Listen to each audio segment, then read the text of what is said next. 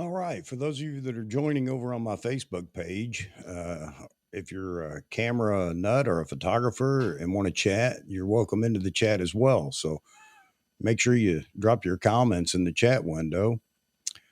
We had a guest, but I think he's busy tonight now. So you're stuck with me. And I know that's not the greatest thing in the world, but it's all me tonight, or unless he shows up, which is absolutely okay because I understand people are busy. Oh, let's see. All right, so the title is "The Ship Date Still Unknown for the Z9." Nikon USA, they're on the ball, man, just providing all kinds of information and keeping us, you know, on edge with all the information they're providing about the shipping. I'm going to stick with at least the placeholder that B&H has for their pre-order of the camera. It's coming soon, and all the other, but it does have the shipping date of what is it, 15 December. So come Wednesday night, doing another show, folks. So Wednesday night, 9 p.m. Eastern. We'll all be very happy or we'll be very sad, and which will turn into a lot of griping, I'm sure. So that was the big thing. I did see one comment over in Nikon Rumors, an NPS member, supposedly, I can't say he is or isn't, talk about his, the 1 to 400. I see Lee in the chat now, 16th for the 1 to 400. Okay. That's great. And Lee, you're a NPS member, if I remember correctly. So the individual that posted said he had said I thought he said the 15th, but 15th, 16th for the 1 to 400, and a week later for the Z9. So okay, Lee, all right, but welcome anyway. Bear, welcome. Who else we got in here? All right. Just looking, folks, see all we have in here right now. And again, good evening to everybody. Thanks for joining. All right, so that's all that I know. I mean, we understand that mainland China ship date is the 24th. That was China NPS put that out. Who else? Japan, Nikon Japan posted, I think, the 23rd shipping for the Z9. There was hopes that America would get it before Christmas because, that's one of those things. It is you may be buying it as a Christmas gift for somebody, or somebody may be buying it for you or whatever. So had hoped that, hey, Nikan, good to see you, buddy. Had hoped that it would be out on the 15th and people would have that opportunity. My guess is most people are buying it for themselves and they just want it for the Christmas, present, and to get it as soon as they can. Everybody's chomping at the bit to get the camera in their hands, and videos will be out the roof. As soon as that thing starts shipping, there'll be video after video after video, and I'll probably be somewhere in that mix myself if I'm lucky enough to get it on the first batch. So that's what we know right now. We know that the 28 2.8 shipping. We know that the FTZ2 is shipping. Canada, a lot of people have already received the FTZ2.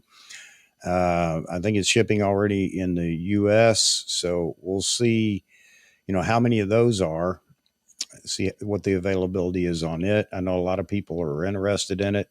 I'm actually not jumping on the FTZ2 too quick. I'm holding out my original FTZ. And the reason for that is I don't know what kind of, we got a lot of heavy lenses that are coming out. They're not really heavy, but I mean, considering the small size of the Z cameras minus the Z9, a big lens on a Z6 II or a Z7 II or Z6, Z7, that little adapter, the wart on the bottom for the tripod adapter, that might come in handy. So anyway, I'm hanging on to it for right now. Not jumping on the 2 just yet because I don't shoot in portrait mode enough to even have it bother me. Uh, yeah, Lee, hoping to avoid all the adapters. Uh, People are agitated like Quagmire and Family Guy. Yeah. Yeah, you're right, Nikon. Yeah, Nikon's loving it. I mean, there's so much buzz, but now you could get into the discussion. Negative buzz, is that good? It feeds the trolls and, the Sony fanboys or Canon fanboys. It definitely feeds them. They'll disregard or completely push aside the fact that, Nikon, or I'm sorry, Sony and Canon can't get their cameras out the door. I guess Sony did get a good number of A7 IVs out, so that's good. But we've already heard Canon's already told the fan base that it may be 6 months before they see an R3. So, everybody's battling this right now with the chip shortage. So I don't know what's going to happen after the first delivery of the Z9. Man, it may get ugly for a while. There may be riots. There will be villagers with pitchforks and torches standing in front of Nikon headquarters. A couple of other things I wanted to throw in here. If you haven't seen it, Nikon sent this to me. Ricci just did a review on the battery for the Z9. And because it is a little bit larger, I don't mean physically, but in milliamp hours, I don't know what it is exactly. New battery. And with the Z9, he just got incredible life out of the battery. He estimates you can get between maybe 15 to 20,000 stills on the battery if you're not using the LCD all the time. So that's pretty incredible. But really, the big thing is he was doing it in video as well. So 8K 30, he shot 2 hours and 5 minutes, just as advertised, solid, continuous 8K 30 video, and the battery had 19% left at the end of that 2 hours and 5 minutes. That's pretty incredible, not just for the battery, but he said the camera, the body felt maybe a little warm, but no overheating, no anything, no problems whatsoever. Not just that. And he was questioning, why is it 2 hours and 5 minutes? Well, who knows? But he said he could immediately hit the record button on top of the camera and it would start recording 8K 30 again. So that's pretty bizarre. And again, no overheating. Did the same thing with 4K 120, or no, 4K 60. And he said that after, I can't remember, it may have been 2 hours and 5 minutes again, but he had 50%, almost 50% of the battery left. So battery life is fantastic.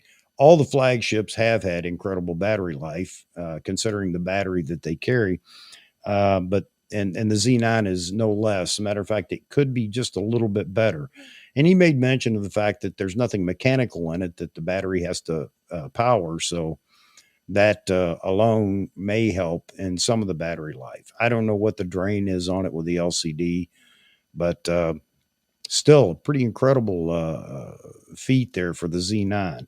If you haven't seen that video, I encourage you to go over there, Ricci Talks, or however you want to pronounce it. And I actually asked him that in a live stream. He didn't answer, and afterwards I put it in a comment, and he did answer, and it was something like, "Ha ha ha, just call me Dave." So if I ever get to talk to him, I'm going to address him as Dave. All right. So that was pretty incredible, though. Good video. Definitely worth watching. Anybody that's looking at the Z9. I have a new Facebook group that I just put up. And if anybody's interested, if you're on Facebook, we're just trying to kick this thing off and get it going. And want to kind of do this a little different than some of the other Facebook groups. Just want everybody to enjoy. I don't care, what photos you post in there. I mean, if you inundate it with, 50 photos a day, there might be some people that get annoyed with that. But seriously, if you want to post some photos that you've taken or whatever, or show off some of your work, that's what I hope to see over there. So I'll drop this in here real quick. and there's the link to the group, and you guys are invited to jump over and, you know, hang out, chat with everybody, pass information back and forth, help each other out. I'll have some rules for the group coming up. You know, got to have rules for everything, just so we don't have people in there thinking they're the great critiquer and aggravating somebody over a photo that everybody else likes. So, anyway, I encourage you jump over there, join. It's a private group. You just jump in, request to become a member, and I'm checking it quite often to make sure that I get everybody in after they've asked to join. So there you have it for that. And that's all the news that I have on the Nikon front. And whatever you guys want to talk about, that's where we're headed next, because I don't think my friend is going to make it in here. Let me look over here. I'm scrolling back, guys, so I can find out what we got. See, I saw a guy got over 5,000 shots and some video with the charged Z9 battery. Yeah, and I mean that's basically what Ricci's saying too. He's saying that, you know, he did a little video when he was taking a lot of stills. He wound up with 1,500 stills. No, 15,000 stills. Let me get that right. Yes. So he's thinking you could actually push that to 20,000, possibly, just depending on the settings and everything you have going on in the camera. Obviously, the more you're doing, the more labor there is, the more battery intensive it will be. So your shots may vary. Terry, good to see you, buddy. Z9 shipping first quarter of 22, probably by February, or so I heard someplace. Hadn't heard that. You know, Nikon is stuck to one thing, I think, and that is it will ship before the end of the year, this year, before somebody gets wise and says 25 or something. No, they said it will ship before the end of the year. Now, the question is, who are the recipients going to be? Because we're still back and forth on the NPS thing. It's going to be interesting, but I do think that there are going to be some of us, you know, regular Joes that are fortunate enough to be maybe at the top of the list. There may be, you know, some straggler cameras. I shouldn't say it that way, but there may be additional cameras. It may not be every NPS member, no matter when they ordered, is going to get it before everybody else. Nikon will take a beating over that. They'll take a super beating over that if that's the case.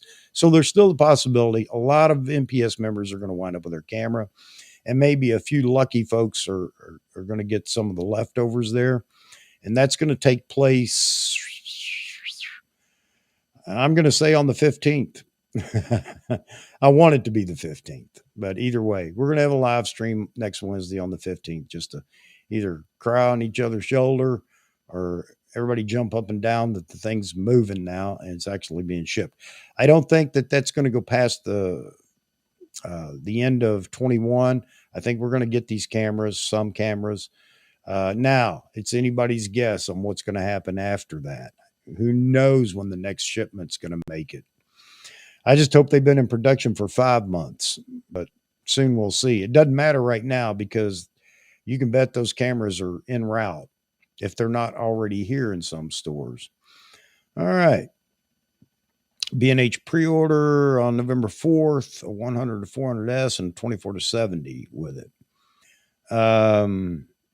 Yeah, it's a lot to ask for, maybe, Lee. I think the 24 to 70 was in stock, if I'm not mistaken, on B&H. I did see a link, somebody pushing everybody over to, not pushing, but, you know, recommended to jump over to Nikon USA. Man, there were some good deals in the refurbished department, real good deals. I'm so tied up with my finances for the Z9 and the 100 to 400 that I can't. You don't know how tempted I was. There was even a 51.2. Oh, I was so tempted, but I just can't take away. Now, if I don't get a camera in the first batch and it's 2 months, I would have been absolutely safe and I'm going to kick myself. But I'm still holding out all hope that on the ship date, whatever it is, I'm still shooting for the 15th, that they're going to come through for me, my camera store, because I'm on the list for the 1 to 400 as well. being quiet on, let's see. Let me throw it up here, Terry. Let's just look at it so everybody can see it. Maybe Nikon's being quiet on the shipping because they're making as many as they can and will send a huge shipment when it's finally announced. Yeah, things like this though, Terry, it's not something that I think it's kind of they don't do a hey you or hey, let's, you know, we'll wing it and wait. I think it's pretty much set in concrete. They know exactly when they were going to ship this camera.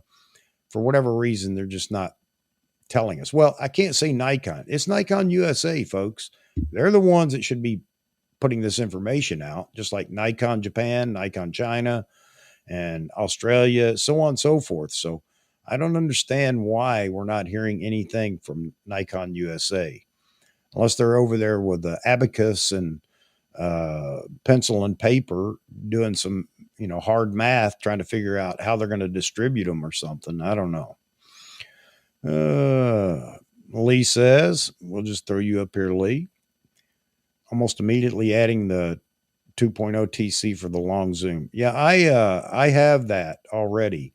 I bought that back a while ago when I was in a position where, I knew if I didn't buy it then, I wasn't going to have it around, or I was going to be trying to decide, is it going to be a lens or that or whatever. So anyway, I picked that up. I don't have a lens to use it on because I don't have the 70 to 200. So that was intended for the 100 to 400, which at the time wasn't even sure it would be a lens that was going to be in the first batch, or it would come out with the Z9. So going to be interesting. Yeah, that's a good point. How many can he load in his sleigh? I agree. I hope it's a 747 cargo jet that's actually carrying these things. Sadly, I don't think that they need a big plane to carry what we're going to see in the first wave. I hope I'm wrong, but we'll see. All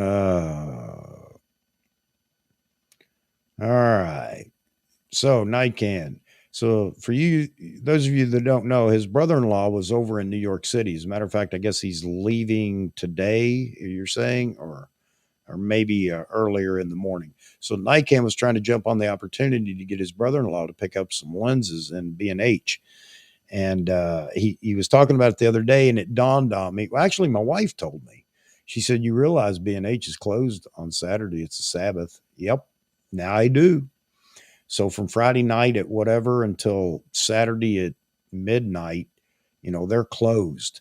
So it didn't work out the way he wanted it to. And I was really hoping for you, Nikan, that you'd get those lenses.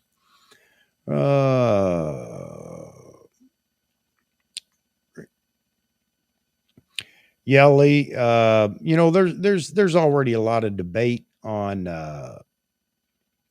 that 2 to 4 or 1 to 400. The super master photographers that probably don't own a long lens, but they're behind a keyboard and they're talking about, well, so and so said, and I'm waiting and I'm not going to get it because I don't want to have to shoot at 5.6 or f11 if I'm using the TC2. Um, with the cameras today, and we went over this the other night, I don't have too much of a problem with noise. There's a great video that Nikan just sent to me. It's a sports shooter, and he's talking about JPEG and RAW and why he doesn't always shoot RAW, or why he doesn't always use or edit RAW. But anyway, it's a very interesting theory that he has, and he goes through it and shows you the editing process for each, and he's using RAW during the day and JPEG at night. And I never thought about it the way he explains it. And he's talking about the fact that in JPEG, you have some in-camera editing that's going on, noise reduction, and so on and so forth.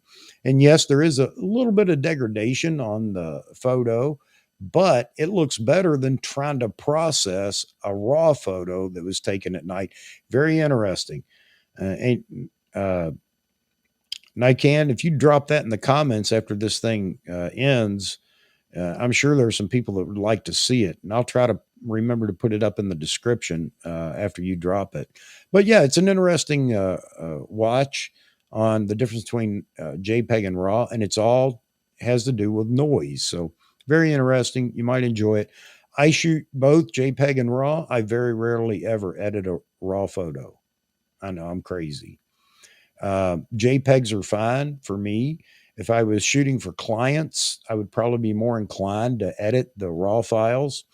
But depending on the lighting and everything else, if conditions are great, settings are great for the camera, and you can take the shot. You know, the JPEGs look just as well. It's only when I see banding um, that I'll jump over to the RAW, and that's usually pushing the dynamic range, or in those late evening photos or whatever. So anyway, good read, or not read. It's good watch, and he brings up some good points. All right, let me.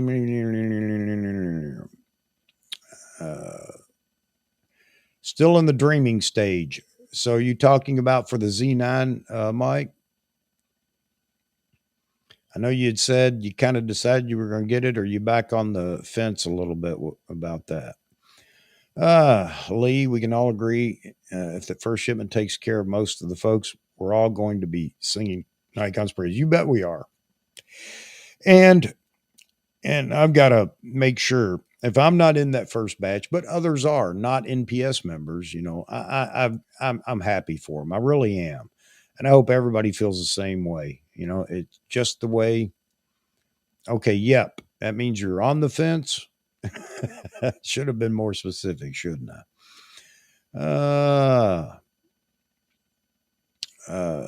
It's another argument I get continually with the JPEG versus RAW. I get great JPEGs all the time. I do too, Lee. But then again, now if you're sending them, let's just say a sports photographer, if I'm sending those off to a desk immediately, obviously it's going to be JPEGs. But he said he ran into some photographer somewhere that said, my editor wants RAW files sent. So I guess somebody was doing a lot of heavy lifting. And I don't know why Siri is recording everything I say. Stop. Yeah. No, go away. And it did. All right. Well, that worked. Anyway, he was talking about his editor wanted, their desk wanted RAW files. So that would be 1 in a million. But anyway, they're sending JPEGs. I mean, that's what they're doing right out of camera. You better know your stuff with your camera if you're going to do that. And obviously they do. So, I shoot JPEGs again, like I said, all the time, and they're fine. They really are. It only, the only place it won't pass is the scrutiny of the wacko wannabe photographer critiquers that never show their work. So anyway, so Lee, yeah, if you get your package by mid-January, you'll still be happy. Yeah, I'm going to be happy whenever it arrives. That's just the way it is. I'm going to complain until it does, but I'll be happy as soon as it does. It's like a dog barking at the door. You open the door and he shuts up. That'll be me. So, Tom Beasley does sports stuff, and that's who it is. That's who Nikon was talking about. Yeah, that's who it is, Mike. It's a good. It's worth watching. Like I said. How many people forget when we were shooting 6, 12, 16 megapixel images and went crazy for them in JPEG? Yeah. We've forgotten a lot in the last year. We have forgotten the history of photography in the last year. I watched 2 young guys that have a YouTube channel now, and I swear I think that they just started photography with mirrorless cameras because they seem to have forgotten that Nikon's had big, full body flagship cameras for a long time. But anyway, I can't fault them for not knowing other than it's time. I did make that comment, gentlemen, it's time to go search YouTube for some information because they're saying they're not answering questions, and that information is out there in YouTube with all the videos that have been made already. So Anyway, there you have it. That's the new generation. Mirrorless camera was the beginning of photography. uh, yeah, I can't say I shot a D30 Lee. I started with a point and shoot, and then bought my first DSLR, and it was the cheapie. This is to see if I really wanted to get back into photography. I bought a D5000. I actually liked it. It was a good camera. And then it didn't take long, and it just exploded to a D300S, a D700, D4, D800, D810, D8. Well, the list goes on. But I am a hobbyist, so I don't need any of those cameras. uh, 2.75 megapixel. And I do remember the D1, believe it or not, because I was still in the Army, still in the military, and they were bragging about this new digital camera for taking our DA photos.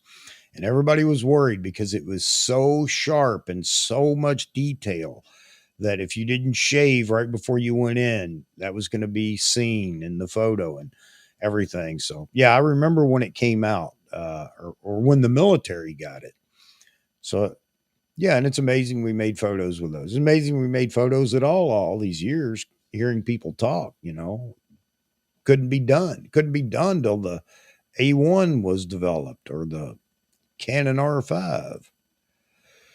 I shot an AE1, buddy. Mr. Nikan. Shot that in the Army.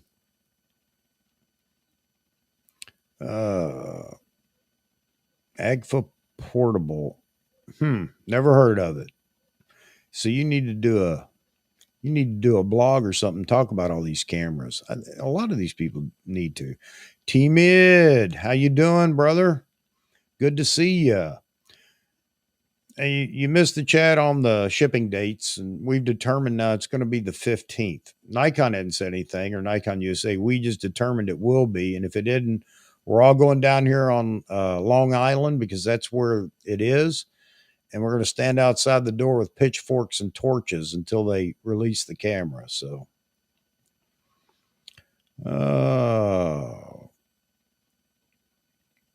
and of course, we did talk about the shipping started for the 28 2.8 and the FTZ2. I'm not in need of either, so that's I say it's not interesting to me. I'm sure it is to a lot of people though. And I don't know if you saw it, T Mid. Ricci did a Ricci Talks. I still don't know his name, how to pronounce it.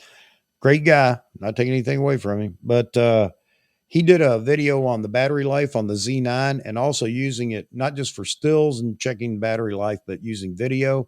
That was pretty amazing. AK video for 2 hours and 5 minutes. He did it solid, straight through 2 hours and 5 minutes. Still had 19% of the battery left. So impressive. If you haven't seen it, go check it out. It's definitely something to see. Can't wait to get the camera. Nikon USA. All right.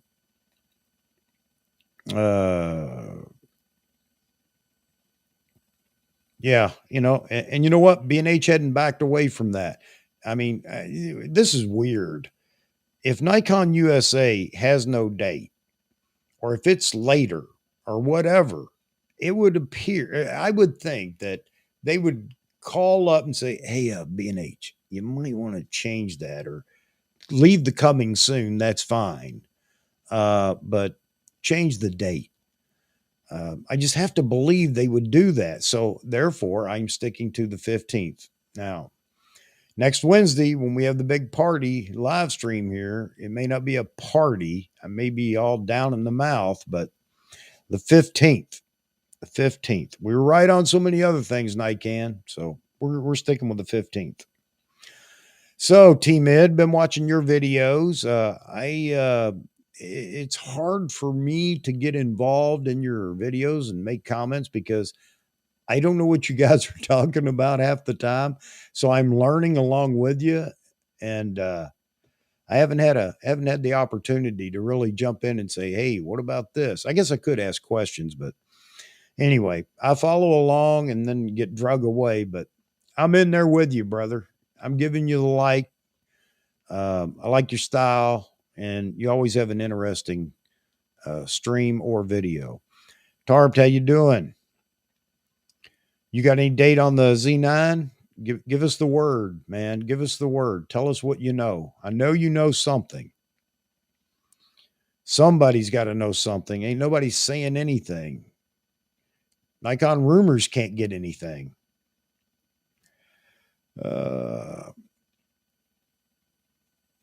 U.S. Postal Worker. Yeah, it's going to be a post. We're all going postal.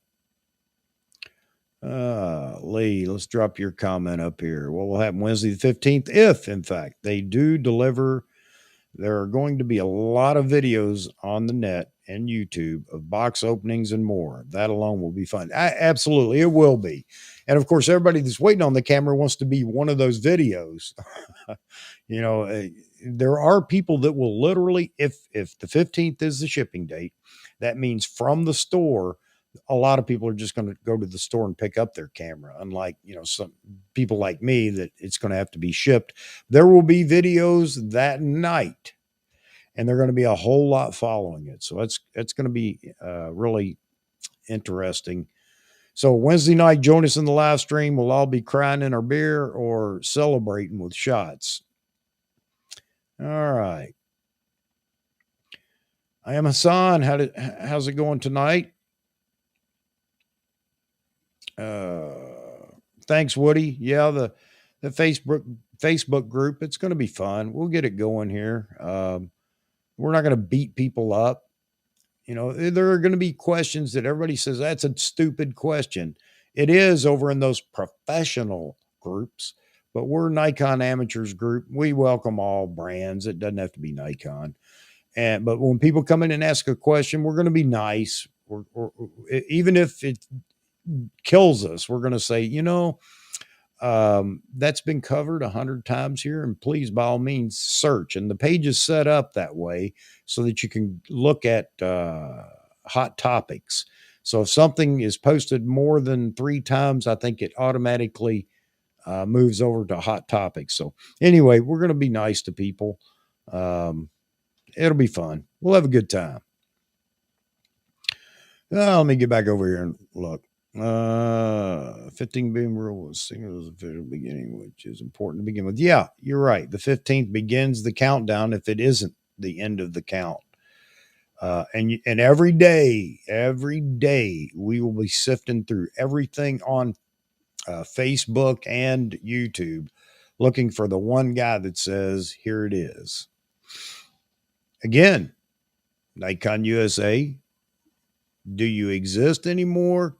I mean, help us out. We pay your salary, man. Help us. Give us some info. All right. Looking at the watches and waiting for the UPS truck to show up after the 15th. Yep. Absolutely. If my store ships UPS, I'll just as soon as they ship it, I'll switch it to go to the UPS hub down here near me and pick it up there rather than having to deliver it to the house. I live a mile and a half away from a major UPS hub here. And anything I get through UPS doesn't arrive until 7:30, 8 o'clock at night. I don't get it. So typically, I just have it sent down there and I can pick it up in the morning as soon as they open. All right. Did happen to read what here, Lee? Nikon intends to do 2 shipment per month to do the catch up beginning January. Okay, so this is a question you guys are going to hear a lot. Give me a source. And if it's a rumor, that's fine. But man, when we make a statement right now about the Z9, I need a source. Even if it's my Uncle Fred who heard it from Joe, who was down at a camera store getting his watch fixed. Okay, we can accept that. But if you got a source, that's big news. I mean, a real source, credible source. So, but we want rumors. Yeah, we're okay with rumors, not just making them up, but you know, if you can iron out the details in your mind and say, this is why I think, then I'm okay with that too.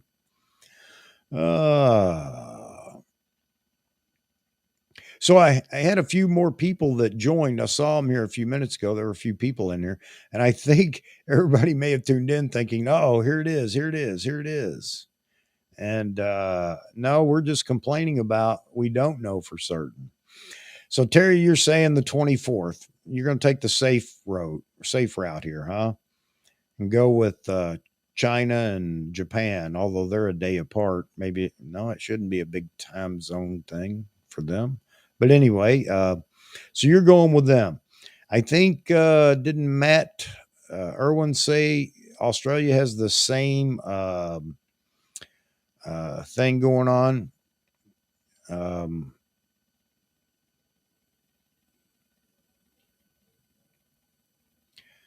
uh,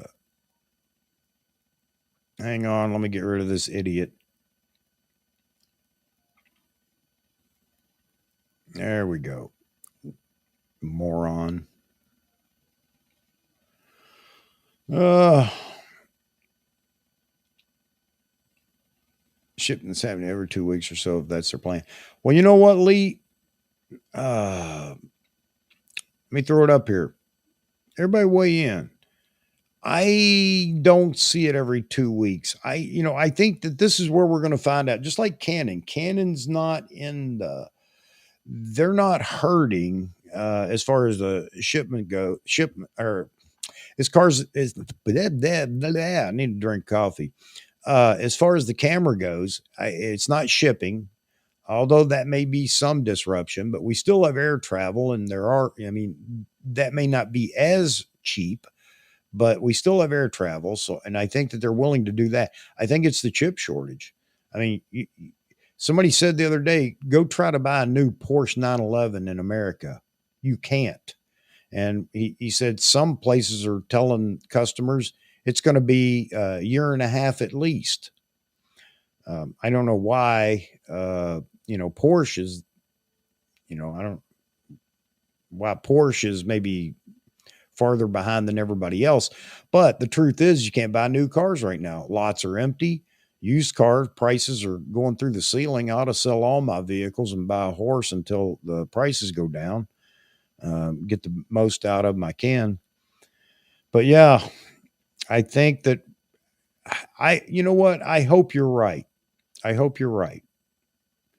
And if you are, I'll be the first to say, man, you hit it right on the head. But I think the shipments are going to be a month and a half apart.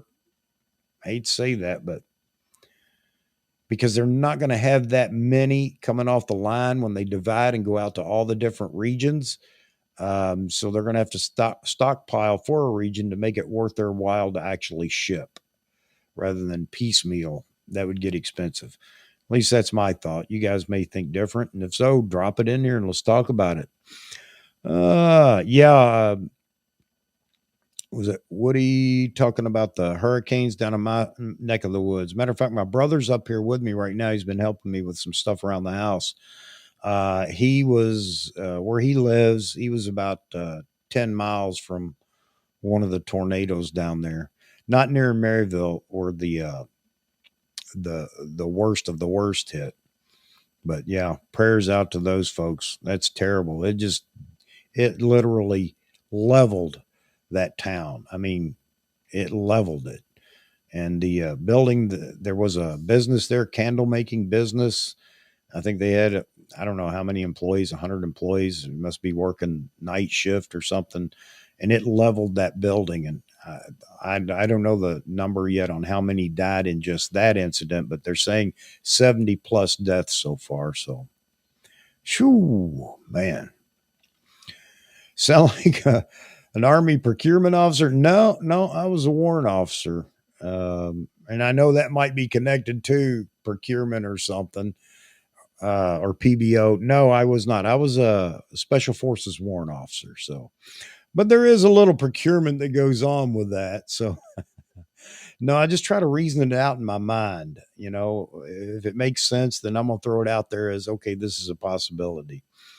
Uh, yeah, if they're a month apart, we're all going to not be happy. And I hope I'm wrong on that, but I think that's where we're at right now. And this chip shortage is definitely going to have something to do with that. Now, somebody brought up, I think it was it? I can't remember who it was. Brought up that the camera may have been in. This is one of the comments on one of the live streams after the fact, that the camera may have been in production for, prior to COVID. COVID set it back and everything else. I think if you remember, you go back a couple of years ago when Nikon was doing all the restructuring, and I don't know who it was, whether it was the marketing guru, the president, the CEO, said that they were going to, that something big was coming. He didn't say when, but he said that, and they were going to look hard at high end cameras. And so I think the Z9 has been in production for at least, or not in production, but in development for probably almost 3 years. If that's the case, see, we can add to our little twisted story we're trying to sell ourselves.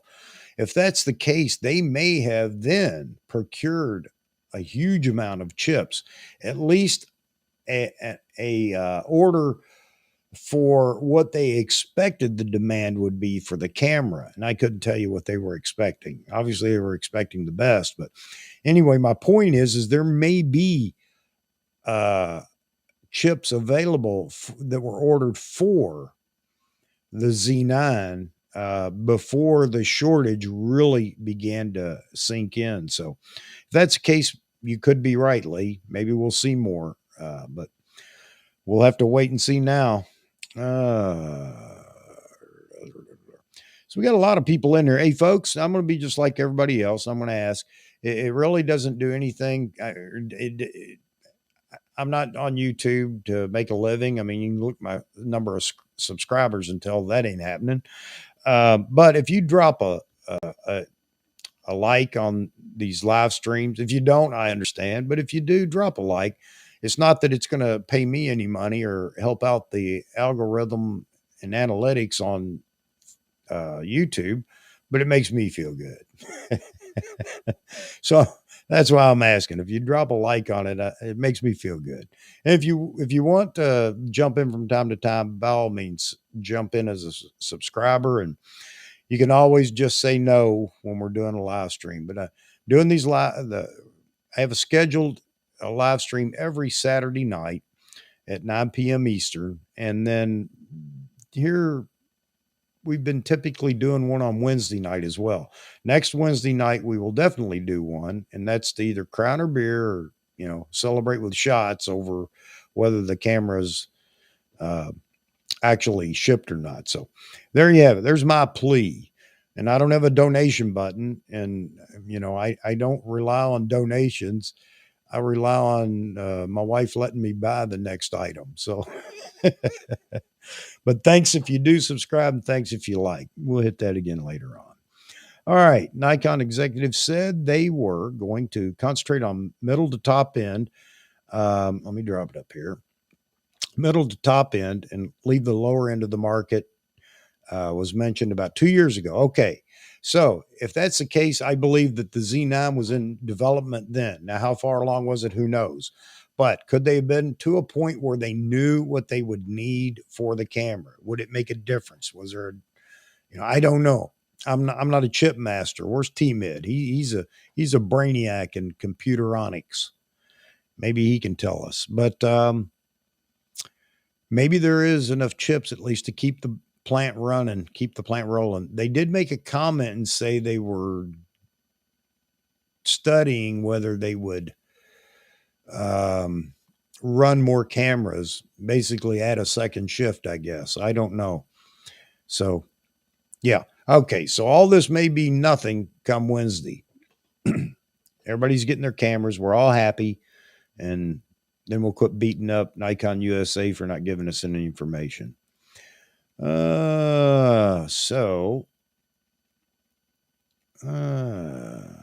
Olympics are coming. Yes, sir.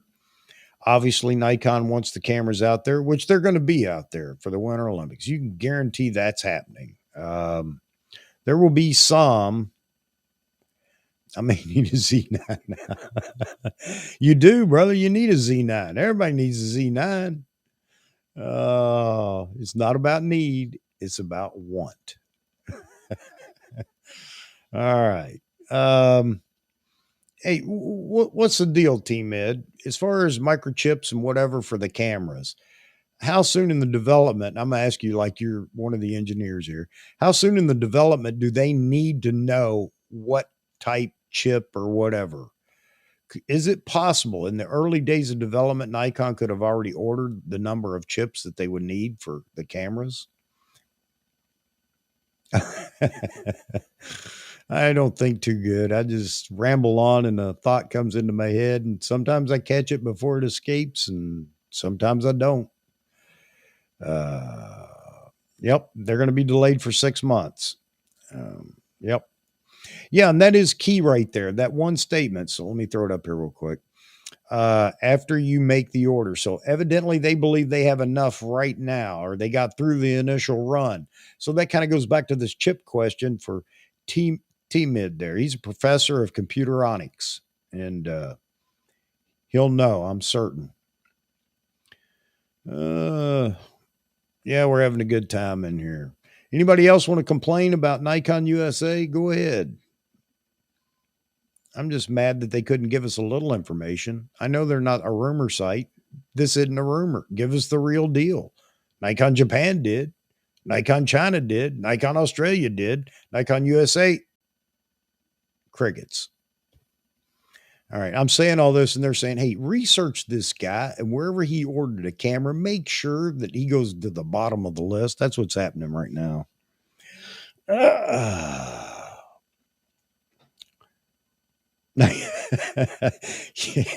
Yeah, they got me covered. All right, T Mid. Probably on the blacklist. Do not sell. Oh man. So anyway, yeah, Canon's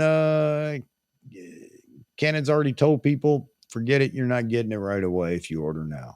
But we were saying that the day after the announcement was made for people. Knew this was going to blow up and be a big deal, and told people, if you want it, you better order now, even if you're 50th on the list, because 3 weeks from now, you're going to be 2000th. 2000th. That was good articulation there on the list. So, yeah. Oh, all the service centers except for New York and LA. Yeah. Yeah, they have. USA, Nikon USA is not behind the 8 ball. They're not even visible. But anybody that's looking for a great deal on some lenses, the refurbished lenses were stocked up pretty well over on Nikon USA. Man, I was chomping at the bit to pull the trigger on a couple, but I got to hang on to my monies for the Z9. You Nikonists have it good. Oh, let me drop you up here, Amazon. Let's see. Nikonistas have it good. No one talks about Panasonic. I have to get my camera fixed watching other brands talk about their stuff. Yeah, I don't know anything about Panasonic. Hassan,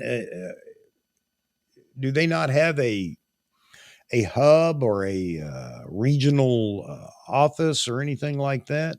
And yeah, you're right. Well, then again, I don't track Panasonic, but are there even rumor sites for it to see what's coming and stuff like that? I don't know. Share with us. There may be some others in here know, but I certainly don't. So it's all interesting to me. Uh, let's see. Pre-ordered, but not in a hurry. Okay, George, you're up on the screen. Here you are, brother. Showtime. I pre-ordered, but not in a hurry to get it since I have a Z6 II, Z7 II as backups. Okay. That's why I'm not selling my old gear until it is in my hands and fully tested it. Okay. All right. Fair enough. I'm one of those beta testers. I haven't been burned yet. And I don't think I will this time either. I haven't been burned yet on any of the new tech, additions that have come out. And not that the D4 was, I mean, it's a significant camera, don't get me wrong, but the D800 though, everybody was, I wouldn't. Anyway, my D800 was fine. I don't know what all the hoopla was over, and I'm not going to doubt they had some problems or whatever, but Knock on wood. No, brother, I know the Z9 is going to perform. I'm absolutely certain, and I'll be on here telling you why I sent it back to Nikon USA. And no, I'm pretty certain everybody's going to be very happy. Um, let's see.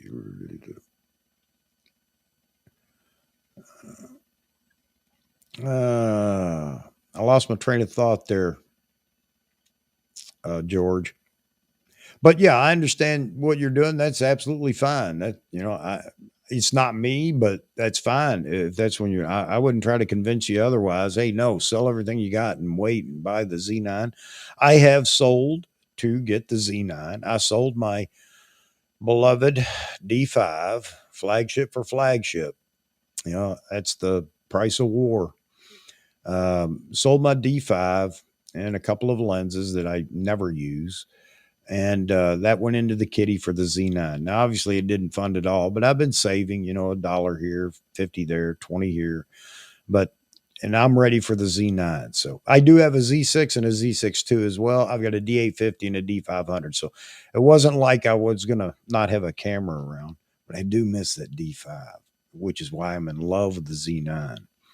All right. Yeah, firmware's done great things on the um, Nikon side. This is kind of new for us, not totally new, but the number of firmware updates seems to have grown, and the speed at which they're delivering them is pretty daggone good too. And I got a little, perturbed hearing people that have a Z6, which I have a Z6, and expecting a firmware update to bring it up to the level of a Z9. Well, they could do it. No, I don't think they can. But anyway, at least there have been firmware updates, and they have been good firmware updates. I mean, some of them to fix bugs and all, but the AF firmware updates have been fantastic. So there you have it. A lot of people decided to stay with their A62, A72, and kind of backed off the Z9. They were happy with it, and rightly so, because they're waiting for the Z850. That's what we call it, the Z850, because there is no designation for it right now. And if we say Z8, that could be any kind of a camera. That could be a DX camera. Not logical, but it could be. So Z850, a lot of people are waiting on it, and I understand that too. It's going to be interesting to see when that's announced. And I've already made a prediction, probably wrong, but I think late spring, we're going to hear some kind of a development rumor or something for the Z850. And if it's now, we had a conversation the other night talking about the Z500. Again, there isn't anything designated. So the next the mirrorless version of the D500, the Z500. I think Nikon could knock everything out of the park if they have a Z500 ready to launch. That wouldn't surprise me come January, February to hear about the Z500. Remember, we didn't know anything about the D500. That just kind of blew us all away, announced with the D5. I had thought maybe they would sneak that in on the Z9 this time, but they didn't. However, I think that we could see a Z500 in early spring. So we'll see what happens. I'm not taking Peter's job over there at Nikon Rumors. This is all me trying to get into the heads of a Japanese company that's operated the way they have for 100 years. It ain't working real well. But anyway, I think that that's a possibility too. That wouldn't surprise me. I'm not saying it will, but that wouldn't surprise me. The D8 or Z850 though, that announcement has to come before long. Yes, they want to get the Z9 out in people's hands. Got that. Z500, I don't think takes away from the Z9 enough to hurt it. The Z9 is really a camera to keep Nikon relevant in the influencer world. We love it. A lot of people love the flagship, but I mean, that's what it's for. It's not meant to sell millions. That's where the Z850 will come in. So it's going to be interesting. We do have a lot to look forward to in the Nikon camp over the next 6 months. It's going to be interesting. So we'll see what happens. So I'm missing comments over here that I should be addressing because you guys are part of the whole thing here. It's not all about me.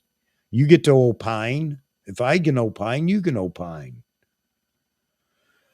Oh, Olympus says decent cameras. Yeah, I think all camera makers are making decent cameras. The only, thing I was never a Sony fan only because, Nikon says it better than me, but I just didn't like the ergonomics of it. Didn't like the feel, the box, the whatever. And I know they've tried to improve on that. And I think the A7 S4, A7 IV, whatever it is, I think it tried to carry it just a little bit further as well. So that's a good thing. But everybody's making good cameras. I mean, come on. Even Nikon now. We knew they could. The little company that could, and they did. Oh yeah, she knows all about my mistress Z9. She knows all about it. I've kept her in the loop all the way. Saying, I'm trying to hang on to that dollar. We really don't need new crown molding in the living room. So the Olympics, back to the Olympics real quick. Yeah, Olympics are important. Nikon will be represented there. Now, the question is, will the 400 2.8 with TC be seen at the Olympics? Could be. Could be. And if it's seen at the Olympics, that means it's not far from release. Or maybe they release it, not before the Olympics. I don't know. But we might get a peek at that lens. So right now, my intent is to use my FTZ with my old, it's over here somewhere, my 20-plus-year-old 400-2.8, which is still a good lens. Probably not near as fast as G lenses or PF lenses, but still a good lens. And I'm going to use it with the Z9, just see how well it works. And the 1-400, I also have that pre-ordered. For me, pre-order, the store I go to, you can online pre-order after links open, but I kind of get on a waiting list beforehand. So I'm waiting for that as well. Let's see. Z9. So you're waiting to see how amazing the Z9 and S lenses are before. There's no doubt in my mind. I mean, you got some people in here in the chat right now that have some S lenses and can talk about it for days. Yes, of course, some of the third-party lenses. I know that Tamron, everybody fell in love with Tamron, and there's nothing wrong with that. That's fine. Maybe a great lens. I don't know. I just stick to native glass. Call me an idiot. I am. I stick to native glass. I mean, so far, Nikon's not failed me on their glass at all. So, yeah, it can be a little more expensive, but it doesn't have to be. Third party has to be less. That's the key. Nikon glass doesn't have to be expensive. Its third party has to be less expensive. All right. Although they're making some inroads and they may come up to native glass prices here before long. So then it'll just be a flip of the coin. My opinion. Oh, that's right, Lee. I forgot you're not fully in the Nikon camp. You're still okay. Yeah. So I understand. But yeah, you can talk to anybody that's shooting the S-line glass or shoot even the other lenses that aren't S-line are fantastic. I mean, the 1.8s have just blown everybody away that has them. I think it's great. I'm jonesing for the 51.2, but then again, I'm waiting for the 85 1.2, which I'd rather buy because I have the 51.8. But I can't get any of them until I get this camera in my hands and can start down the path of continuing to build my S-line glass. Yeah, and I'm not saying that everybody has to go do that. That's just me, Lee. You know, I know a lot of people are going to go, as long as it's a great, it's a good lens, third party, then they're going to go with that because it's cheaper. I get that. And some of these other Chinese companies that just cropped up and they're already producing even Z mount glass. You know, some of those actually look pretty good too. Uh, da, da, da, da, da. Briar. Lots of S lenses. They're better than G lenses. I agree with you. So here's a comparison. I want that 85 1.2. I really want that lens. I like that focal length. I have the 85 1.4G that I don't like.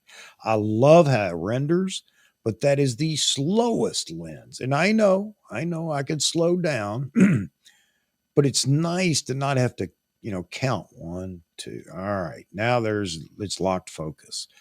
The colors are spectacular. The contrast is beautiful. It has that 3D emulation. I don't know. I just don't like it.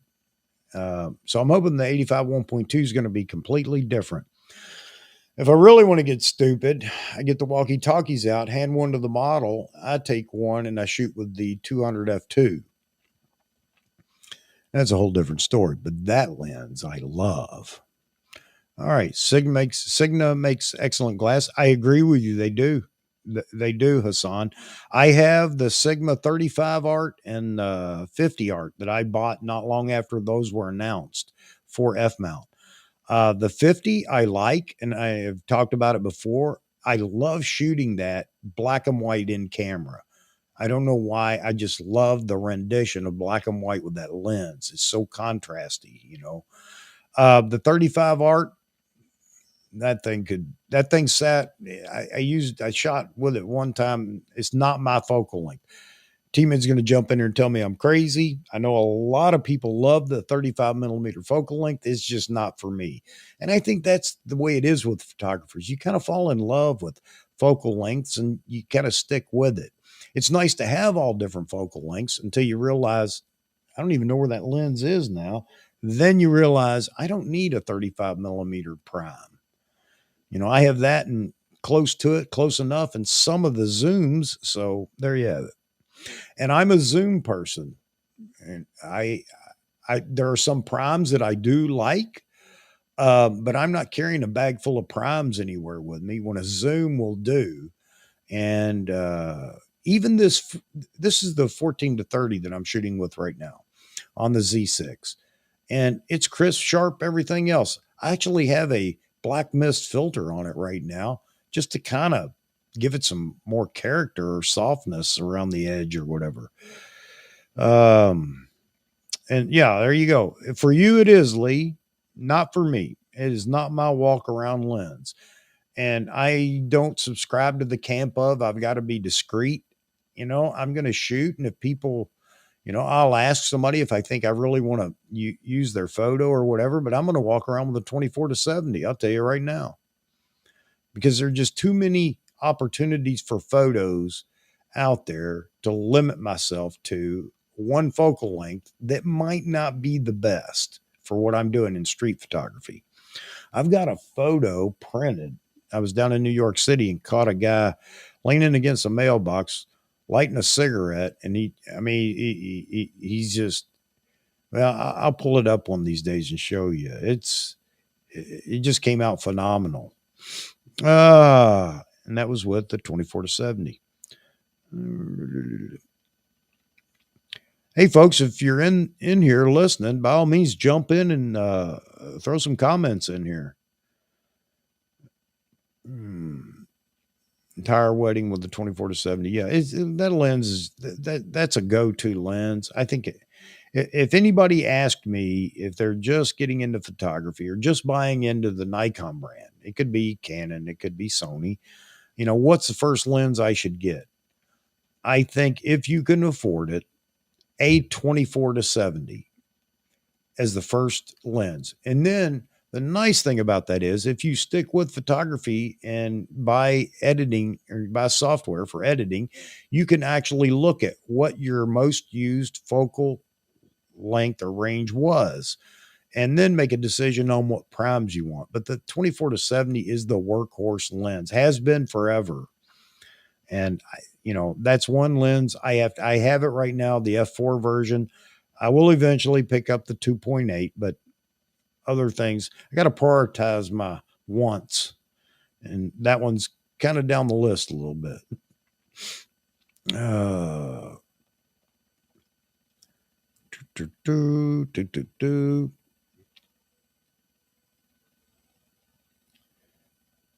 Yeah, I know wait a minute. No, I don't know that. Tamron does some competent lenses, no doubt. Does not compare to the 24-70 2.8S. Okay. And I don't know. Tamron sent me a bunch of lenses to test, but I sent them back. Just kidding. Just kidding. Tamron doesn't know who I am. Oh. Yeah, and we had Vahagen in here, and I think he shoots with some primes. I mean, it's just everybody has their own thing. You can do the zoom with your feet thing. I get that. But the compression, as you move up into the telephoto range makes a difference. And, if you're really creative, you're looking at those things. So, a lot of people are successful at portraits with a 35. You got to know what you're doing. If you luck upon it and don't realize you lucked upon it, and you continue to shoot the way you shoot and it looks great, then good on you. But it's not a lens that everybody would pick up to shoot portraits, because it gets real quick to have the big giant claw, in the photo.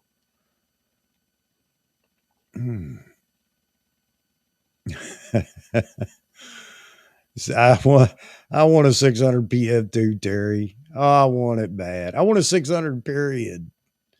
It ain't happening. I'm gonna have an 800 though, a 400 times 2. We'll see how good it is. We'll just see. Yeah, there's still some discussion about that. Is 85, since 105 became such a hit, and it became a hit before the 105 1.4, the Sigma 105. I mean, the 105 macro was always a kind of the behind the scenes portrait lens, because it was fantastic. That's in the F mount. But people didn't run around saying, yeah, I shoot the 105 macro for portraits. For some reason, it was like that was wrong. Don't let anybody know that. And the 85 was determined the king, which, again, rendition from that lens is fantastic. I don't know. There's just something about using it that just aggravates me. But it was determined that was the king. And then we got the 105s, not macro, and they became the new king of portraiture. And there is a point where you get out there too far, and if you're shooting in a small space, outdoors, it's great. But if you're trying to do something indoors, you got a little home studio, man, 105's pushing it, trying to get it all in, especially for anything more than headshots or waist up shots. Yeah, Mike, 180 2.8. Is that the defocus lens, Mike? Or was that a 200 defocus lens? I can't remember. I wasn't around to shoot those lenses as far as photography goes, but I do know. Okay, yeah. But now that lens is unique in that you need to learn how to use the lens, from what I understand.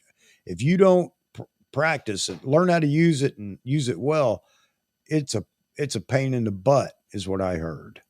Because some people will say it's a terrible lens, but they just don't know how to use it with that defocus wheel or knob or whatever. So, yeah. But those that love it, no doubt about it, because I've heard over the years a lot of people talk about it. All right. All right. All right. Uh, Compression is awesome. Yeah. You get out beyond 150 millimeter and you really begin to see the compression on all the lenses. Tony Northrop wasn't happy with the old 70 to 200 Nikon 70 to 200F um, because he said there was so much focus breathing in it. It wasn't even 200 millimeter. And I tried my best. I tried wrapping my head around that. I just couldn't understand it. I understand the kind of crop when it breathes, but anyway, it wasn't 200 millimeter, or maybe it was because it doesn't crop. I don't know. But then again, I don't listen to a lot of what he says anymore. He's certainly smarter than I am, but he's, I don't know. DC, that's it. Yeah. That's it. So. Yeah, I'd hoped our guest would come in. I'm not going to say anything because he may have just wound up busy and couldn't come. And I don't want to, say anything because he's a good guy. It was my brother. No, I'm just kidding. But I miss the banter of having somebody in here. So if any of you folks would like to be a guest, all you have to do is drop me something so I can get in touch with you and we'll try to make that happen. By the way, folks, next Wednesday, and this is going to be fun. If you haven't been to his channel, you need to go and check him out. Chris Stu Blue. If you hadn't heard of Stu Blue, then search on YouTube for him. He's a character. He's been a guest with Vahagan and I think a couple of times in a couple other places. He's just a lot of fun. He knows what, he's a great photographer, but he likes to have fun. So we're going to have a ball next Wednesday night. We're going to have a ball for a lot of reasons because that camera is going to ship. I'm telling you right now on the 15th, the Z9. I'm going to get a phone call from my store saying, "Are you ready to pay?" And I will say, "Absolutely. Let me get out all my credit cards. Can you do this in multiples?" Just kidding again. Yeah, a guy from Utah. Yeah. He's a lot of fun. He's full of energy, and that's something that's great, especially in a live stream. And I've said it, and I think this week I'm going to get. I have an extra iPhone with no SIM card, but I'm going to get a SIM card. I think this coming week. We're going to put a phone number up. And we're going to let people call in and ask questions and make comments and opine. And I have the on and off switch over here, which is real easy to operate. So when you go crazy, I can just, drop the call. I'm just kidding. But I've got the Rodecaster Pro and it's real simple to hook the phone up and then, you're on the air. Used to live in Salt Lake area. Yeah, I spent a lot of time out in Salt Lake City myself, working. Gavin Hardcastle. Oh yeah. I know who you're talking about. Yeah, he is a hoot, man. I love watching his videos, not for his landscapes, but because it's so entertaining. Oh yeah, he is a character. All right. Let's see. We've been going for what? An hour and 14 minutes. All right. Yeah, he is, Mike. I enjoy. He's got a very entertaining channel, and he is a good landscape photographer. I'm not taking that away from him, but I don't watch it for that. I just watch it for the show. It's great.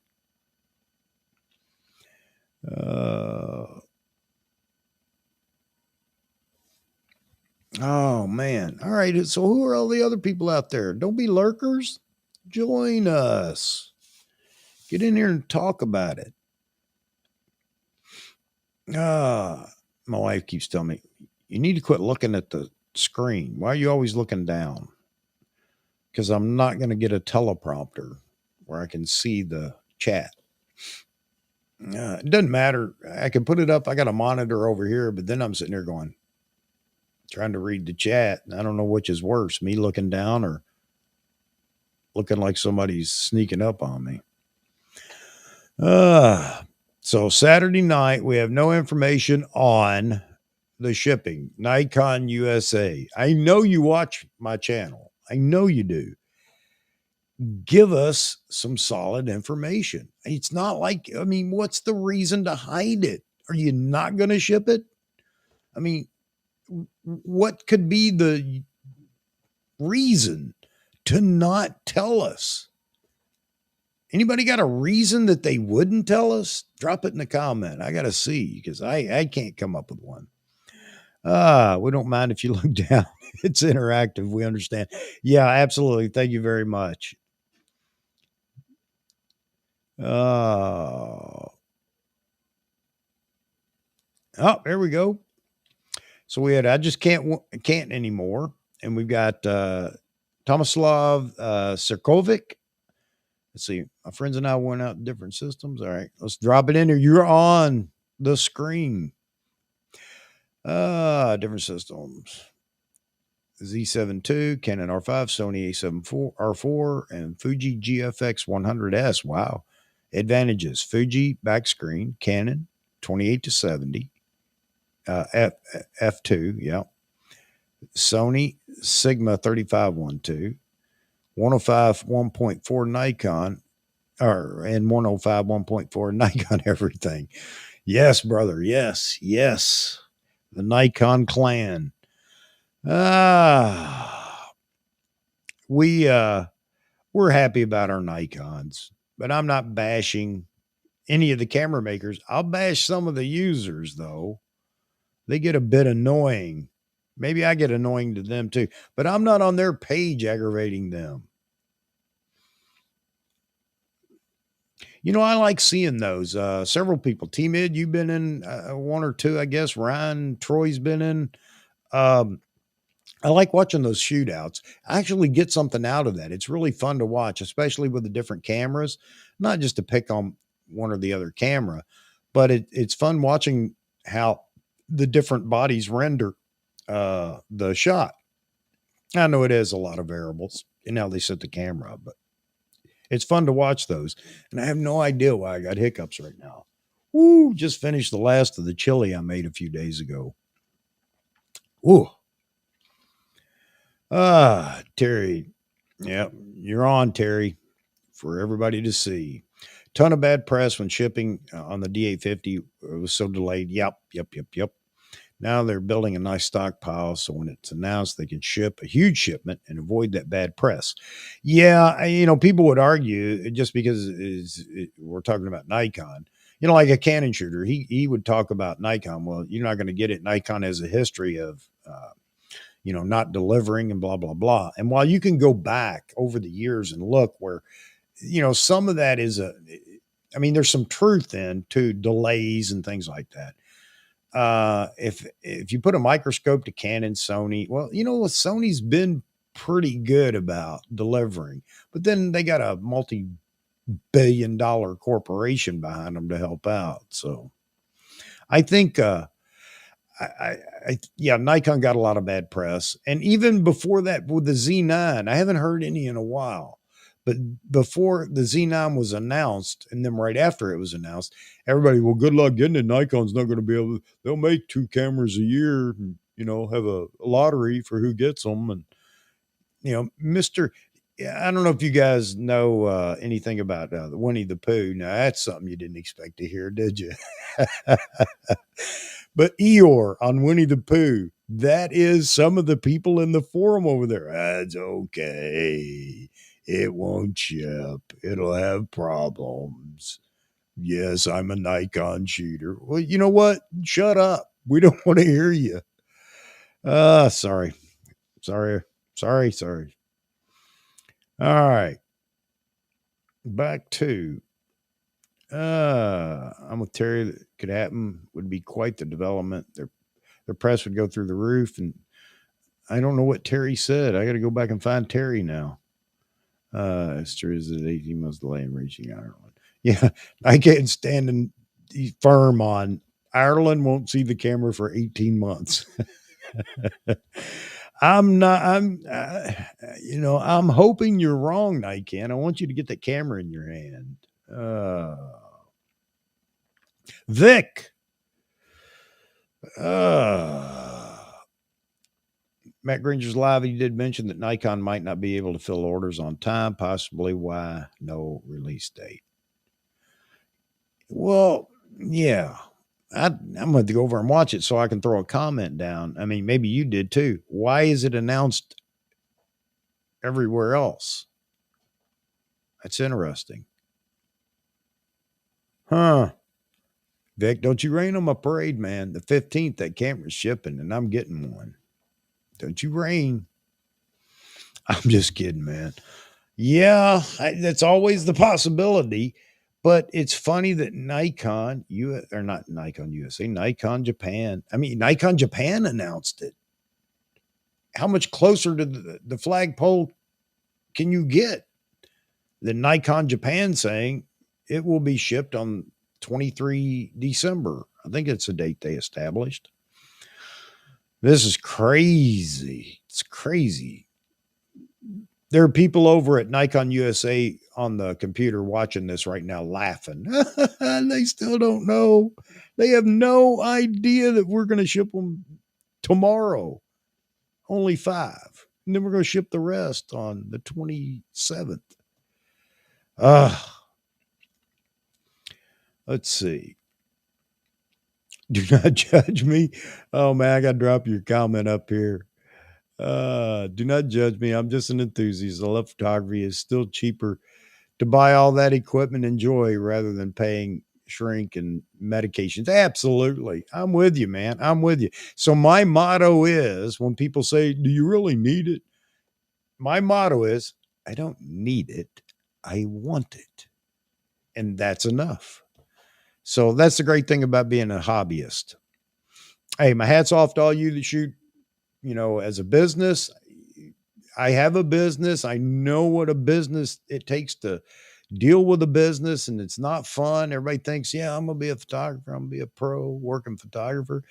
And then they find out the amount of business they have to do behind shooting. Shooting's the last thing you get to do. So yeah, being a hobbyist is great. My hat's off to you guys that are working photographers though. Good on you. But I don't answer to anybody on my photo. I post it and people like it, hate it, whatever. Nobody's asking for their money back because it didn't cost them a penny.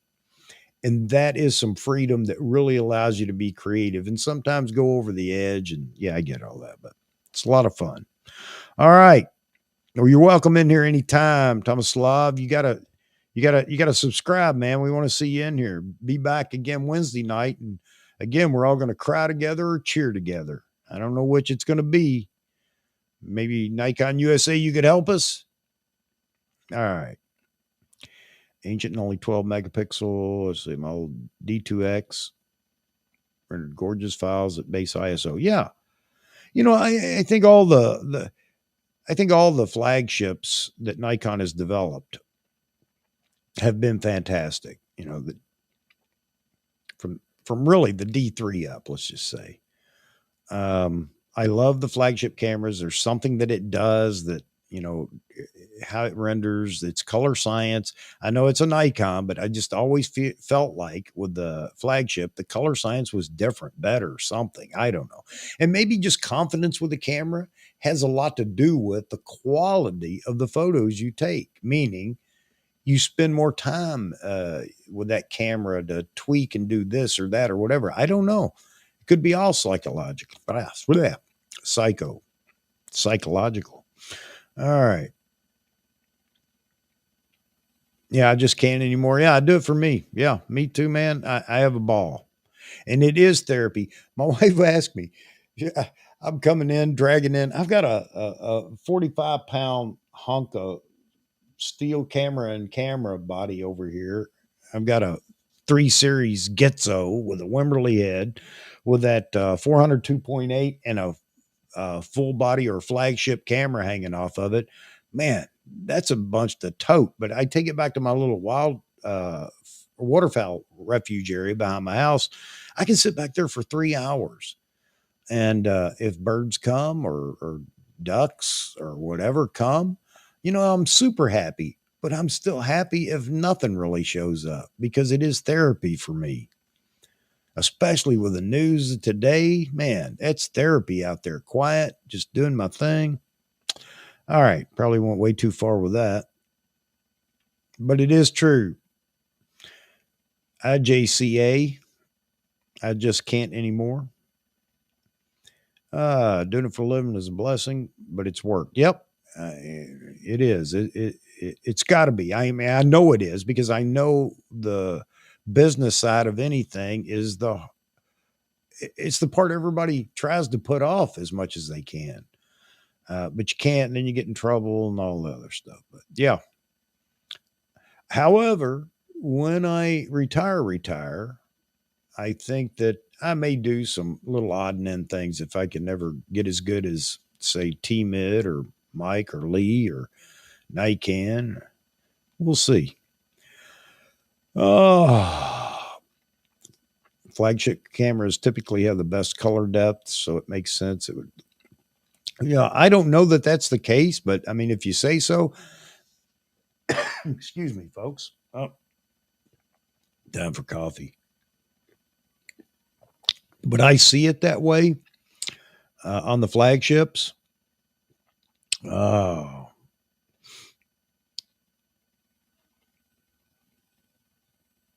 yeah. I think you know what that's I IJCA. Yeah, I agree with you. My wife, she supports me on all this. There are times when she's looking at me like, really? Do you really have to go and get that? Um, but she has her hobbies and things like that, and I do too. And this is mine, and I enjoy it. I don't know how many bottles of Blue Label it would take to buy all this, but whew. uh Briar, Saturday nights away from your kids, always torn. Yeah, love to shoot weddings, but I also love my kids. Yeah, and that's the thing about photography. Um, I I played with Instamatics, long, long ago when I was a kid. My grandmother was the family photographer. I mean, not really a photographer, but she captured the moments throughout the years. And I always enjoyed shooting, some of the photos myself. I don't know.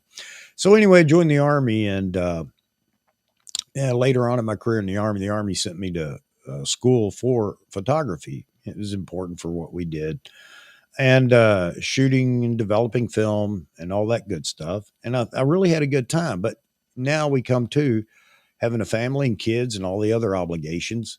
You don't have money for it. You don't have the time for it. And maybe you have a job like mine in the army where I had no time for anything. So you can't pursue those hobbies. And it just gets pushed aside. Then later on in life, when you get all this white stuff up here, gray, white, whatever it is, all of a sudden, after you've been through all those struggles in life, you have an opportunity to enjoy life, and you can go back and jump back into a hobby that you'd missed and really enjoyed. And that's what I've done. So anybody that can do that, I think it's great. For a younger person that decides to get into photography as a business, as a working photographer, I can understand how you're torn because it's not just as we talked about before, go out and shoot. And that's it. I'm done. I collect a check. There's so much more that goes into it. For you that work, that. And how much time is it taking away from your family? Not that jobs don't take away from your family, but a photographer is one of those jobs that, if it's weddings, like you said, it's if you're lucky, it's a every weekend thing. I mean, because that's money and that's time that you lose with your children. Lord knows I've lost a lot of time with my kids over the years, being gone to who knows where in the world. So yeah, that's something you got to think about. For me, as hobbyists, different story. We're just out here having a ball. We don't need a thing. We just want everything. All right. Enough of me pontificating here.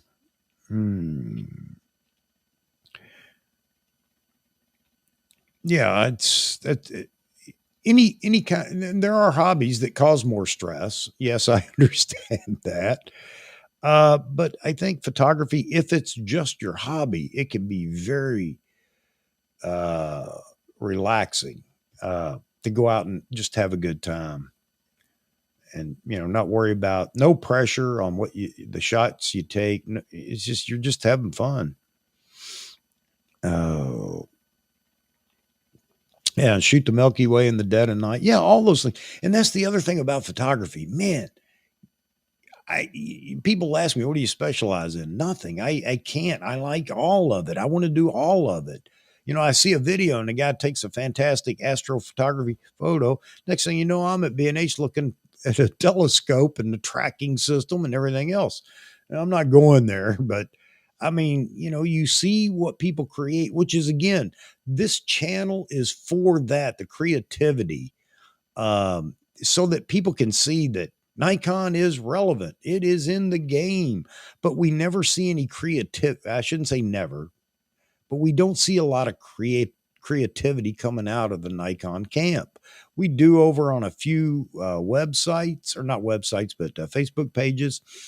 But I can't name a lot of real creative, constantly creative Nikon content creators. That's what I hope to see. And I really would hope that it would come out of this group, somebody just decides, yeah, I'm going to do that. I need to do that as well. And I plan to do it. But anyway, I got way off track, way down that rabbit hole. But this channel, I hope that we see some creators in it. And I want everybody to start sharing some of their creativity. And that can start over on that Nikon Amateurs group. I don't care if you shot it with a Canon. I could care less. Drop it in there. Let the conversations take over. And that goes for video too. I mean, here we are. This is video. But seeing some video creators, because that is the future and that is what is enticing the next generation. It's not a stills only camera. As a matter of fact, some of them don't even care if it has stills, not knowing that they could still use it as a videographer. But anyway, video is it. Nikon's finally on board with that. So again, but all right, I'm going to shut up. You guys jump in here and get going. Nothing more relaxing. Yep. We talked about that. Paid for weddings, portraiture, real estate, but my first love's landscapes. There you go. Good. And a lot of people that work doing weddings, they have their little niche that they find time to slip away and do. And it could be landscapes or whatever. And IR photography, everybody loves that. Or not everybody loves to see those photos, and you can get overwhelmed with them. But, how many people are doing that lately? I've seen a few, but not many, especially winterscapes. Wow, man, those are some beautiful photos. What we do for photography, you spend time with the family, is to involve your kid's spouse into it. Yeah, touch. I guess so. I don't know how to do that. So, maybe that's something you could talk about, is, talk about how you do that. If that's what you're doing, I think it would be a great, little, tip for a lot of people that may not have thought about how they could integrate the family into, the job as a working photographer. That would be great. Meant to get you on here one night to talk about it. So you go jot down notes, man. Go put all your notes down talking about that, because we're going to get you in here to talk about it one night. Won't take no for an answer. No, sir. No, sir. Quite is an important part of our process to keep one's mental health. Yes, mental health. I'm all for good mental health. I haven't hit the video record button yet. Yeah. All right. Do it, man. Get out of your comfort zone. And if nothing else, Lee, if you have children, do some video of your kids running around, man. Just archive it. You can't imagine how happy they'll be 25 years from now to see that. And yourself as well. Angry Tattoo is already writing a Z9 review. It doesn't look good. Yeah, I'm sure it doesn't because I don't know. I don't know. He loves Nikon. He'll tell you he loves Nikon, man. He loves Nikon, but Nikon let him down. You know, when they went to the digital age, they just let him down. I don't know if that's what he says, but yeah. How do you love something and all you can do is find fault in it?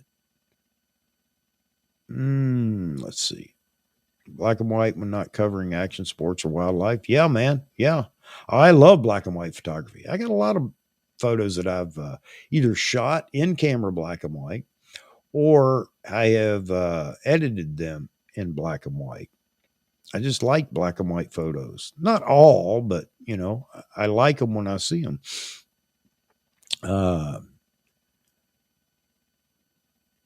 Yes, please. Thank you very much, Tomislav. Yeah, yeah. It makes me feel good if somebody drops me a like. I'm like, "Ooh." I mean, I didn't bore everybody to death. Um, and this is getting better and better and better as we go along. We're finding more and more to discuss. You know, the Z9 has been the topic of the day for wow, what now? 7, 8 weeks. No, 9 or 10 weeks because we go all the way back to the first teaser.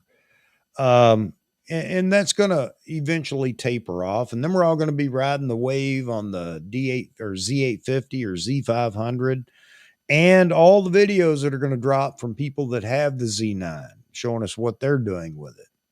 And you know what? I don't want reviews from people. I want to see what they're producing with it. That's a review in itself. Show me what you did with it, man. That's going to make me happy. Uh, Two house bunnies. All right. Yeah, man. Yeah, you got a camera, use it, man. Archive that stuff. Find a, find a, shoot, blah, blah, blah. External memory, uh, set it up and just put your children on it. And as they go through life, I wish that this would have existed when my kids were, little. I have photos of them that I wouldn't trade anything for. But to have video with sound, I mean, I remember the old 8mm. My grandmother took some of that, but and it takes 5 minutes. It's just them playing, it's them fighting, them whatever. All right, getting off the pedestal now. Yeah, he became a Fuji fanatic, I guess, because they paid attention to him. I mean, I'm not picking on him here, but I'm sure it had something to do with the fact that Fuji listened to him, and you know, whatever. He got to chat with somebody within the organization, as he says he has, and maybe he has, and it made him feel good. The guy may have led a hard life. I don't know, and maybe that's what this is all about now. But yeah, he loves Nikon, but it's junk. He loves Nikon, but this is junk. I don't get it. It's an oxymoron there. Was the D4? Yeah. Yeah, I think I've heard him say that. I haven't watched him in a long time. He just went off into, I don't know, beyond, fiction. I guess it isn't fiction. I don't know. But if you've watched him, his live streams go. I get lost when T-Mid's talking about computers. When he starts talking about magnetism and the philosophy and Zen of all the religions and all that, man. And there are probably a crowd of people that enjoy that. And here I am talking about it, wasting your time. Sorry about that. D4, D4S, D5, D6, awesome cameras. Absolutely. I agree. The only reason I didn't get a D6 was I knew the Z9. Well, I didn't know it was a Z9. We just assumed it would be, but I knew it was around the corner. And if I bought the D6, I was going to lose way too much money on that camera. So I just held on to the D5 until I couldn't stand it anymore. Fur kids. Okay. Got it, Lee. Yeah. take video of them too. By all means, take a photo of your cat with your newest camera and post it on Nikon Rumors. They love that. They all complain about that over there. Z9 will also have large frame features as well with the lens. There is base, still a chance with the Z8 or the 16-bit and option to switch. Yeah, man, I hope all that. I hope here's my take on that, Thomas Love. I hope it has everything in it or a little more than what Canon or Sony has. And I'm not saying that because I want to jump around and say my dog's bigger than your dog. It's because it's what keeps them relevant in market share. Market share means camera sales. Camera sales mean R&D money, and R&D is what's bringing us what we want. If there's something in it that I don't care, don't need, or whatever, I'm just not going to use it. I don't understand people that say, well, why put it in there? I may not agree with everything everybody else wants in the next version or anything else, but I want Nikon to stay relevant because we got a new generation of photographers and videographers coming up. And they need to know Nikon is a real camera company, a real camera maker, because nobody's educating them on the history of each of the makers. They're buying based on what they hear from influencers and their friends. And because Sony was the first in the mirrorless market and actually has done well with their line of cameras, everybody just, jumped on that bandwagon because why? Video was becoming big, and AF. AF is huge. And all the kids now think Sony's the only way to go. It's hard to find young people that are willing to even listen to you talk about Nikon. So again, I go down that rabbit hole. You guys can stop me at any time. Just tell me it's enough. Don't want to hear it anymore. But yeah, I'm with you, Thomas Slav. We got to, there are a lot of things that we want in these next bodies. Yeah, they were. All the flagship bodies were great. Well, the D3 was great. I mean, everybody in every camp will admit that knows about the D3, except for the two poor guys that I watched today that must have started photography in the mirrorless age because they have no idea the history. And they're Nikon fans, don't get me wrong. But they were talking about the Z9 and how big it was and how heavy. Don't get me started on heavy. The poor, pitiful little people can't hold a camera anymore. And I understand if you have some physical disability or things like that, or, you're getting a little long in the tooth like me or whatever, even though I'm not there yet I got to have a small mini camera. I'm not trying to surprise anybody and be James Bond. I'm not worried about street photography. I still do it with my big camera lens. But anyway, they need to look at what we've shot with over the years, and not necessarily me. I don't go back as far as a lot of people that are out here that are shooting Nikon. So blah, blah, blah, blah, blah. Right.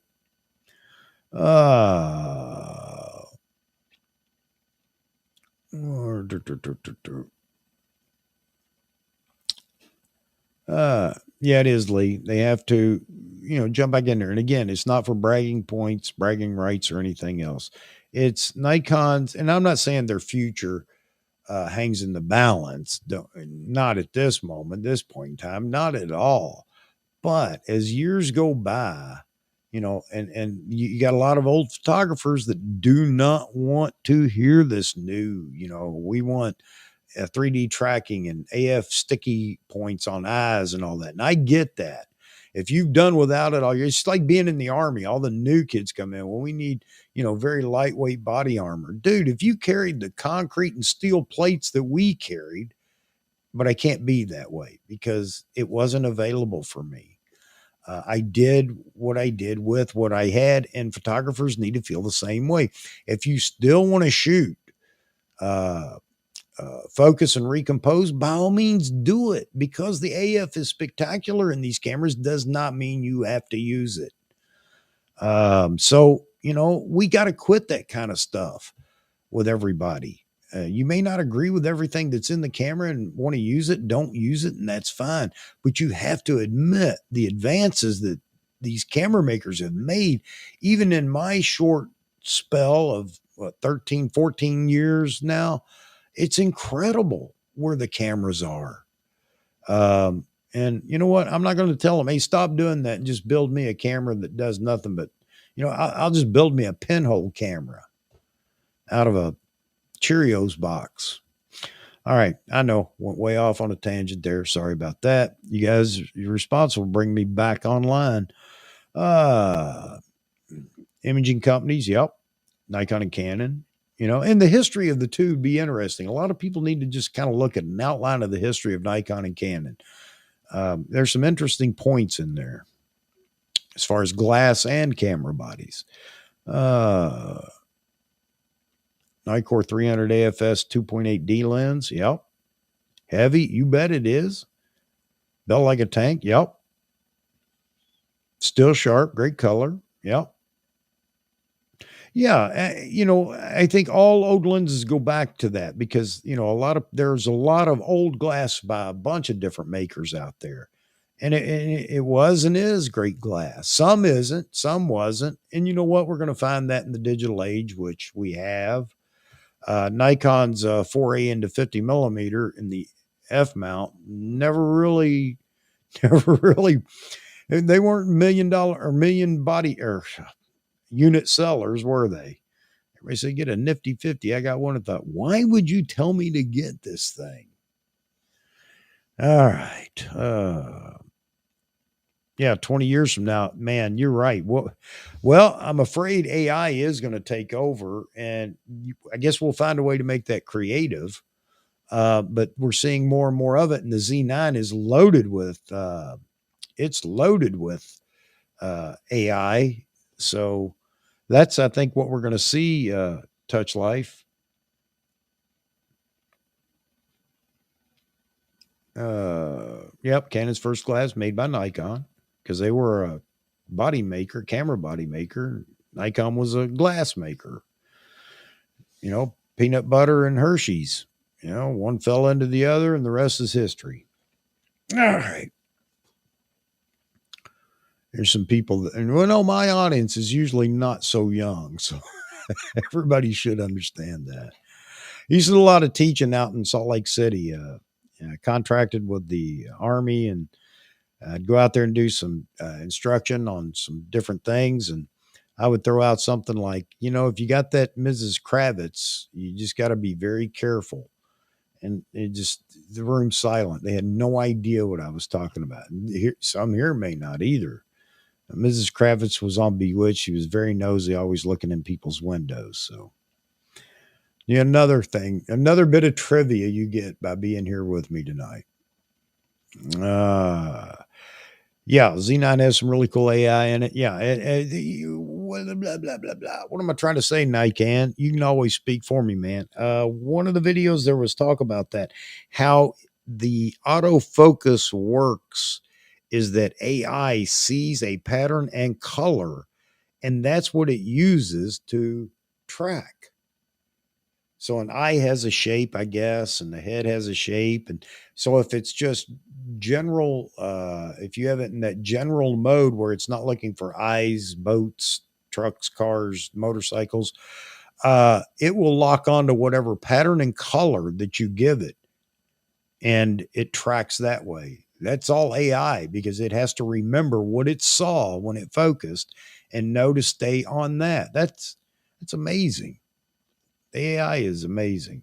I'm afraid of it. In all honesty, I am afraid of AI. It's interesting. Interesting. Probably got that one from the CIA. Yeah.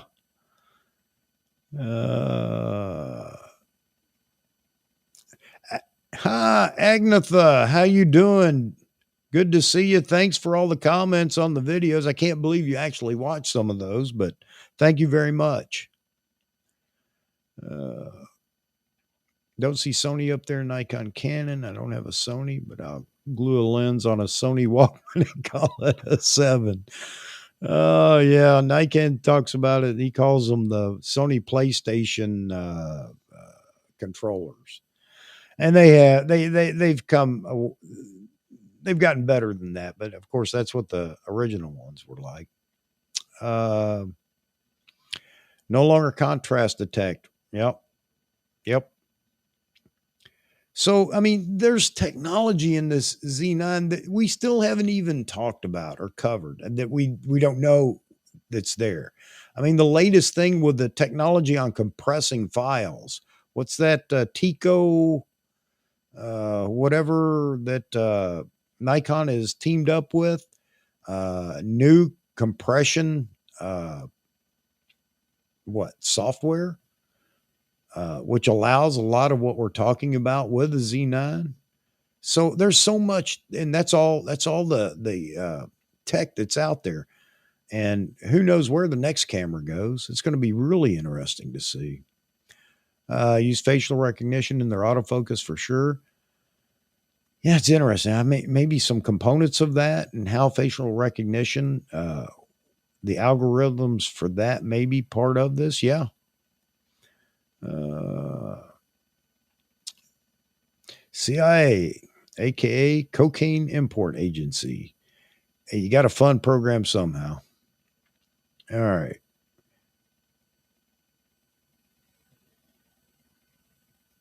Uh, well, Lee, I don't know that the U.S. was there for the poppies. I was over there for 4.5 years, and we burn a lot of poppies. We burn a lot of paste, heroin paste. All right. All right. Man, we still got 19 people in there. I'm not believing it, folks. If you're out there on the out there just watching, I truly appreciate it. I'm humbled every time somebody will subscribe to my channel. I can't believe sometimes that people just listen to me ramble.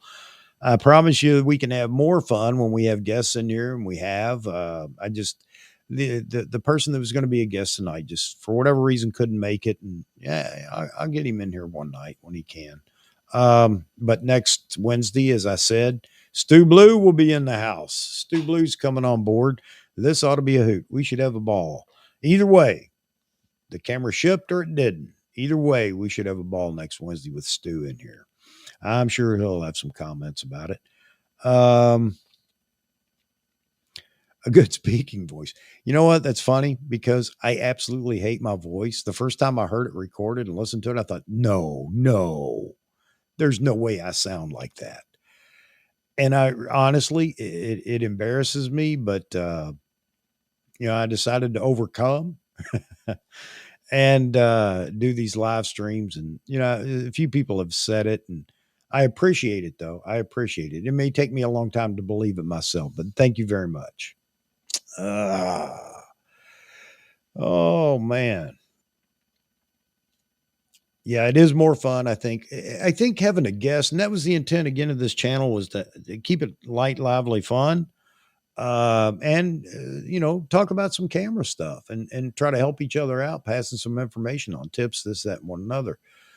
Um, so having a guest in here, I like the fact that the chat room gets to engage with the guests too. Maybe they know them from the YouTube or know them from YouTube or something. And especially if it's somebody that you follow or like or whatever, and it's an opportunity to get an answer to your question. One of the things that aggravates me about watching videos, just recorded videos, is not that they're not interesting and provide good information. It's the fact that you could, especially if it's somebody that's very popular and they're going to get 250 comments after, on their video, and yours is buried in there somewhere because you want an answer to something that went on in the video or the person that was doing it or whatever. And your chances of getting an answer to that are about 1 in a million. And I understand that, if you've got 1 million subscribers or whatever, and you're getting 500 comments on a video, you don't have time to go and answer all those. I get that. So back to do a live stream, bam, you get an answer now. It may not be the one you want, or it could be an I don't know, but at least you have the opportunity to ask and a better probability of getting an answer to that question. So that's not for me because I don't have answers. I have rumors and opinions and things like that, but I'm trying to get people lined up that would be willing to come on and sit in here and just chat like this. Everybody's asked me so far, well, what's the schedule for the stream? Yeah, there may be something, a hot issue that we want to tackle right up front, but then it's going to digress into this. And this is what's fun. I hope you all enjoy it. And maybe continue to come back. But when we have a guest in here, by all means, jump in. That's the reason I want to get the phone line connected. Yeah, I don't get any donations. I'm not Ken Rockwell or whoever asking for donations, but I'm going to get a phone line so people can call in, especially when we have somebody, a guest on that people want to ask questions of or whatever.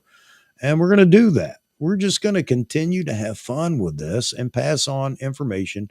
And for those of us that shoot Nikon, we're definitely going to try to pump Nikon up, not for bragging rights, but because we want our cameras to continue to innovate, Nikon to continue to innovate and put that in the camera. So we got to keep them relevant in the market share. But again, not opposed to anybody shoots Canon, Sony, or Fuji or whatever. Jump in here and talk about it. All right.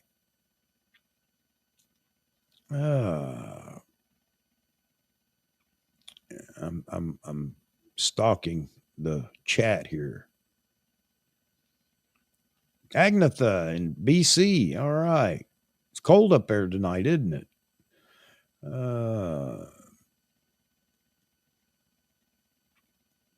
Yeah, Terry, talking about working in Iraq and Afghanistan. I spent about 18 months in Iraq, about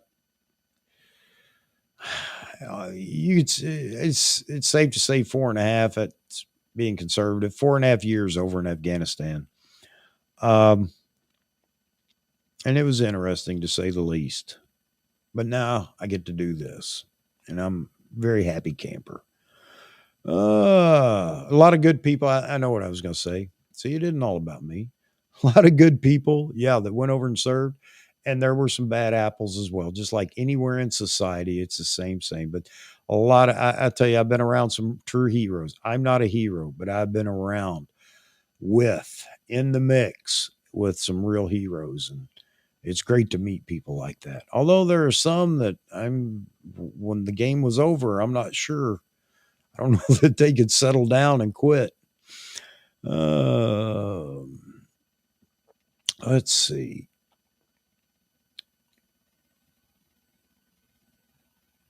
All right. We got through all the chat. Anybody else new? Come on. Drop it on me. I'll give you an opinion. Or I'll just say, I don't know. And that's usually the better answer for me is just say, I don't know. One night in one of these, I should have done it tonight since we didn't have anybody. I should have done a little tour of all the junk in here. Well, that's what my wife calls it. Why do you need all that junk?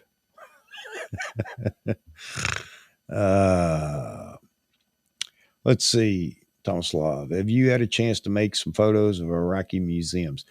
No, I did not. I was not allowed a camera or taking photos. I say all the time, I wish that I could have. In Afghanistan, there were some of the most beautiful landscapes to take. And I mean inhabited landscapes because of the construction of the colors and sunsets were just phenomenal.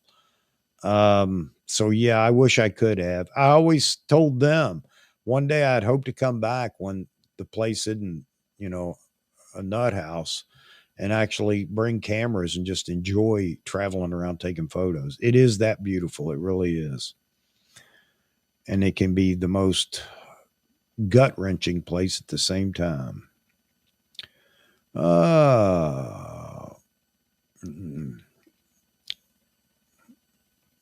Terry's big film shooter. He's got his own enlarger, man. Terry's printing black and white photos in his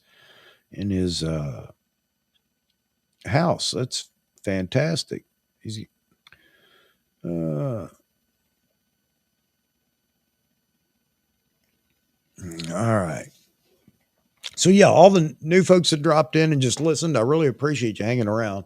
So I'm going to harp on that every now and then because typically it's drop in. Oh, there's no real information here, and from time to time we uh, something we've dug up somewhere because Nikon and I are YouTube camera junkies, and we're sending links to videos to each other back and forth. And it's kind of fun. Half the time though, we'll find the same thing and each send the link. It's like, oh yeah, yeah, yeah. I saw, I saw that. I just sent it to you.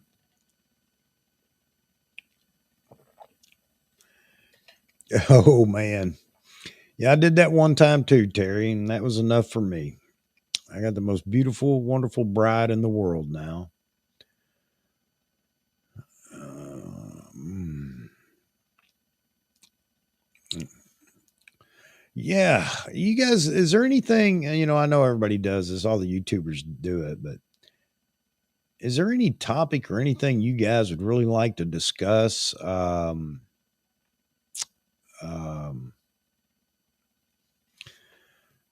in one of these live streams, maybe on a night when we don't have a guest, or maybe the guest is an expert in that topic? Uh, so I drug Vahagan in here the other night. I like Vahagan. He kind of inspired me to get off my butt and get going with this. Um, and I really didn't mean to drag him into the wedding, the big wedding thing. I mean, he's a wedding photographer, but hearing him talk and watching his videos, he's an interesting. He would be an interesting wedding photographer. So anyway, he's in here, and I got him going on the wedding. But I think a lot of people did have questions. I know Touch Life did because Touch Life is a wedding photographer, and I can't remember who else said that they do weddings as well. Maybe it was Lee. Um, uh, but anyway, he did. He went down that road, and he had some great tips. I can understand it. I'm not a wedding photographer, so if it makes sense to me, then I got to think, well, maybe it helps other people too. But you guys, or if you guys want to be on as a guest, we can have more than one guest in here, and the more the merrier. We just become the Brady Bunch. And I don't know if there's a pattern for that in here in the thing for the guests, but um, and we can get the discussion going on whatever topic or whatever. And something I encourage everybody to do: if you've got a YouTube page, then drop a link in your comment if you want, or in your comment after the fact when YouTube rolls it over as a recorded video. Then drop your YouTube link in the comment. You know, let's help each other out. Um, if you want to get on here and talk about your business and about things that people might help people in their business as far as photography or videography goes, by all means, shoot me a line, let me know. We'll do that as well. There are a lot of people out there, and we've been talking about that quite a bit tonight, that don't understand the business side of photography. It's all, glory and glamour until you got to sit down and pay taxes and all the other things that you have to do. And maybe there'd be people that would be interested in that. And I'll keep it lively if it's not, because a subject like that, people don't want to sit, and it has to be. I mean, there's information that has to go out, obviously, to make it worthwhile. But we can make it as undrab as we can, and maybe pass on some information to somebody. So if somebody'd like to do that, just let me know. Again, that's what it's all about here. Uh, Share a photo during the chat and discuss thoughts. The only way to do that right now, Touch Life, is if anybody wants to do that, wants a photo shown in the live stream. Um, let me set up a folder, and it's up to you whether you want to or not, but you can send that photo to me. I have the other laptop set up, and it's a feed that goes into my ATEM Mini Pro. So here you go. Free shout out to somebody's photo on something. All I have to do is do this. And there you go. There's the screen. Now, I mean, I would take time to make sure that, um, we don't have any other peripheral information on there or whatever, but it's just as easy as that for me. But this is the only way that I know to do it. It can't be done through the chat room. So if you are interested and would like to share some photos, or if you want to come on as a guest and send the photos ahead, or if you could do it on your end, I know that takes a little bit more equipment uh, to join as a guest and be able to share your photos. That's fine too. But if you just want to share a photo or something with the group, especially if it's something along the lines of what we were talking about or going to talk about, then you can send it to me. I'll give you, I'll put that in the description on this stream after we finish. And by all means, you can send it to me. I'll start folders, and when we're doing a live stream, I can pull it up on the other computer. So that this wouldn't be the best to use to go full screen, but anyway, I think you see where I'm at with what I've got, and there you go. So we can do it.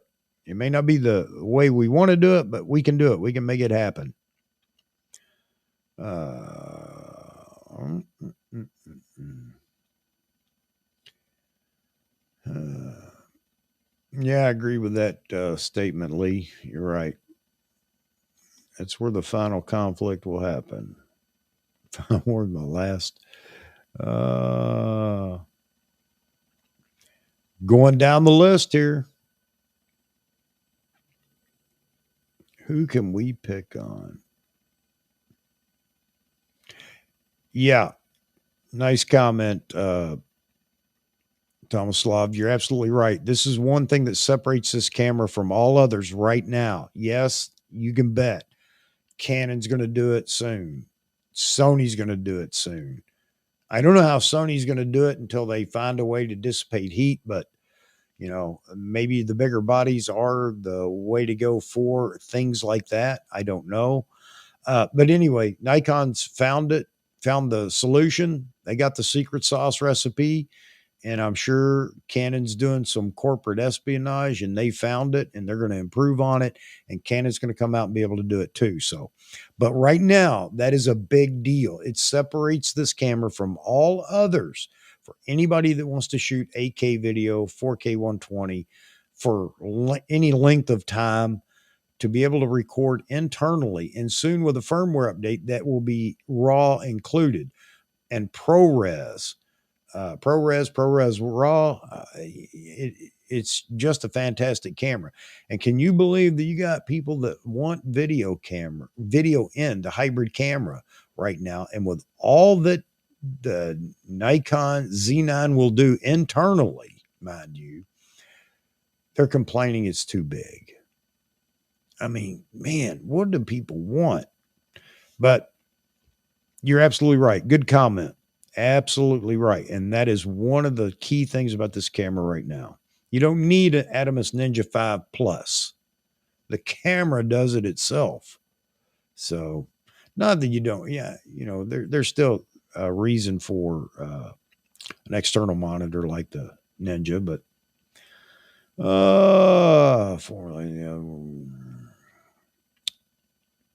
all right, where am I at now? Wow, they can enjoy shooting a wedding. Been there, done that. No way. I told this story before. I have shot one wedding, not because I wanted to, but I shot it.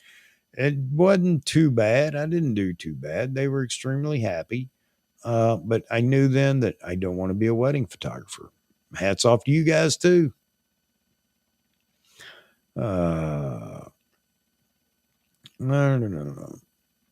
George, let's see. Just an enthusiast. Nothing wrong with that. That's me too, George. Yes, it is an expensive hobby for all of us.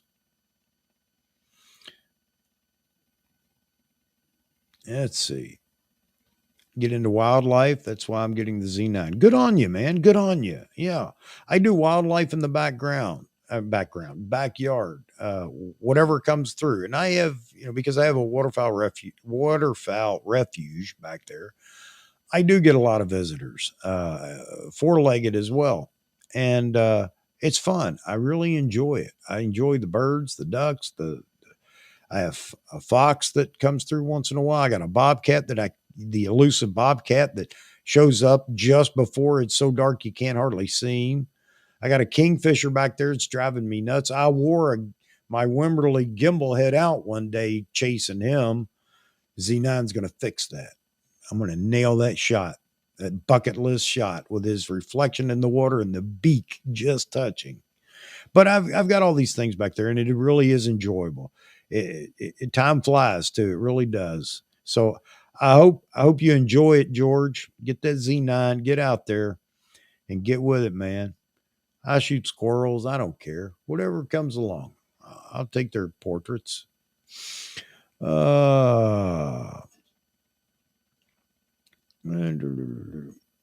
another DC. Albert Jimenez. There's another DC lover here. We were just talking about DC lenses. Adapter, which I'm using on my Nikon Z6 II, and it's fantastic. Good on you, man. Good on you. Here, let me put it up here so everybody doesn't think I'm crazy.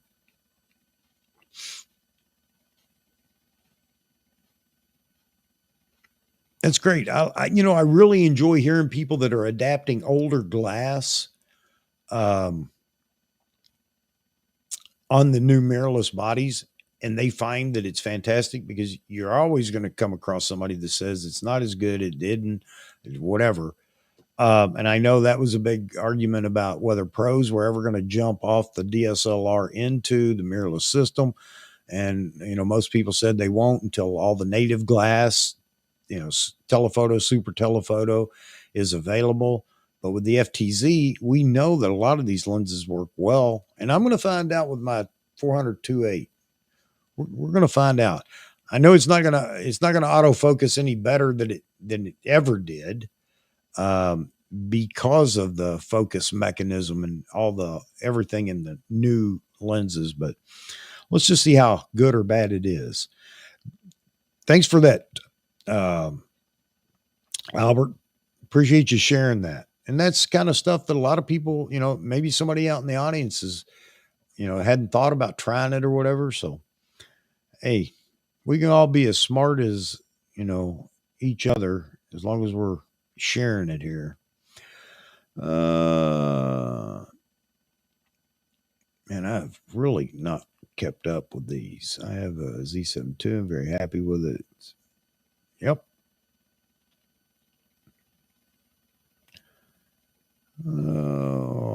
Vahography. He shows up. Just talking about you, man. Did you catch that? Were your ears burning?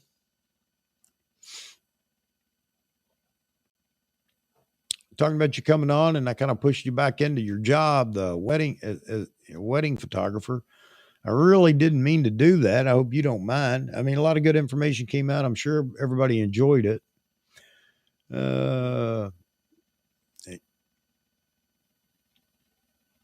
Yeah, the Z9 is definitely going to help you improve with the wildlife, birds, and everything else. I mean, I know that right now after chasing them with D850, D500, which isn't a slouch, and the D5.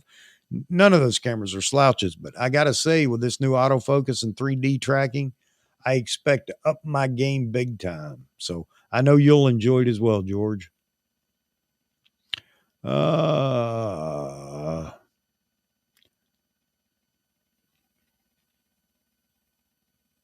The rock and roll photographer. Logan, hey, thanks for the plug on your video. Appreciate that. Had a good time with you in here. Definitely going to try to get you back. And we'll steer clear of weddings. Because I know most people, if that's what you do at work, you don't want to talk about it all day long. Oh, if you all haven't been over to his channel, Vahography, the rock and roll photographer. He got real creative, and he decided to cold call some people, and not literally, but and get guests on and do some recorded interviews, and they've been great. And if you haven't been over there, then you don't know that he actually got Jared Polin to come on as a guest, and it's an interesting interview. It really is. I'd say get over to his page and check it out. And he's got something new out right now. He's become a podcaster. And Hagen, if you'll drop that in a comment after the video, after the live stream ends, I'll make sure I get it in the description so everybody knows to check out your podcast. I think you've got it over on Apple, and I can't remember what else, but drop it in there, man. We'll get the word out and get people over to listen to you. I would do one, but I would just bore everybody to death. Thank you.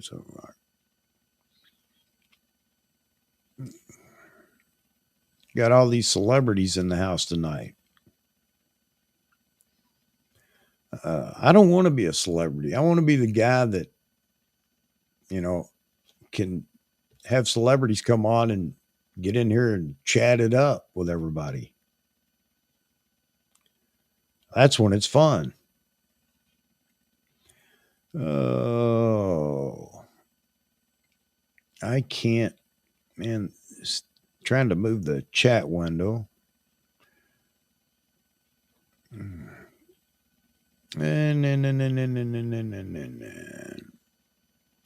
Apple Podcast for now. Okay.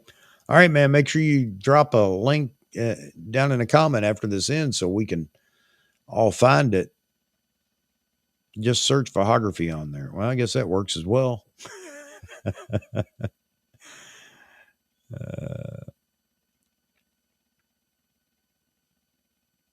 4:15 a.m. Man, Nikan, you are a true patriot, brother. I appreciate you. It's a long night for you when we do these live streams.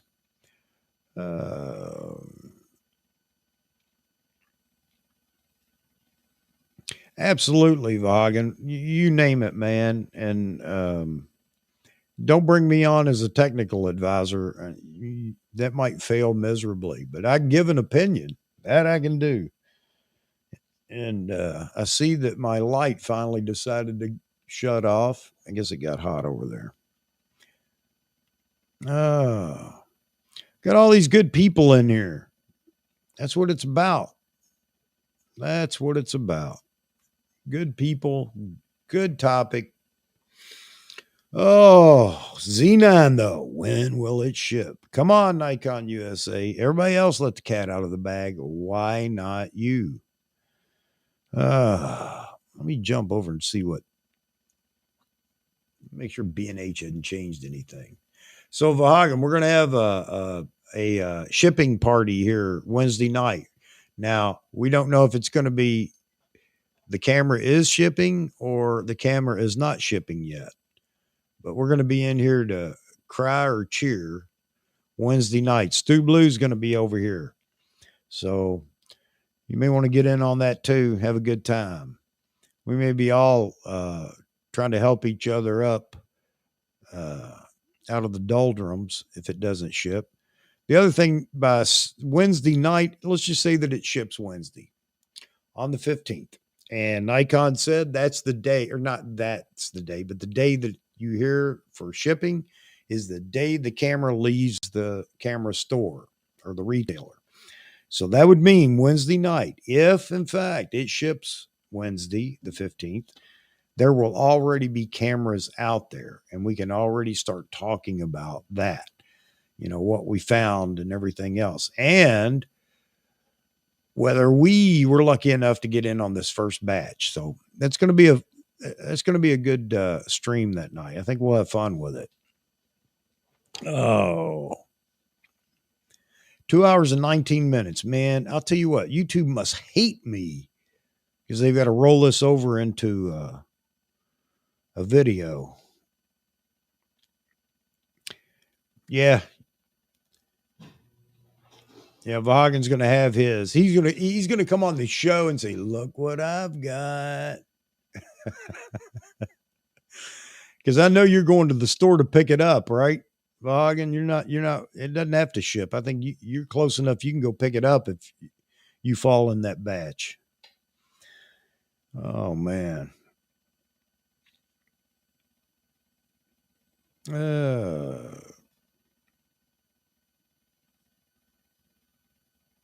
da, da, da, da. Yeah, we're gonna have fun Wednesday night. We're gonna have fun. It may be short lived because we're all, you know, we all want to go off and cry. But I'm gonna stick to. I'm sticking with the 15th. Sticking with it. I demand the 15th, Nikon USA. We pay your salaries. If we didn't buy this equipment, you wouldn't have a job. Now give us some info. Give us some info.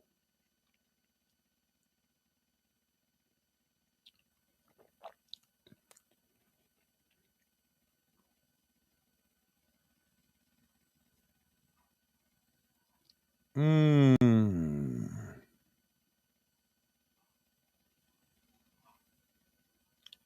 Yes, sir. Mr. Stu Blue will be here Wednesday. You got to join us.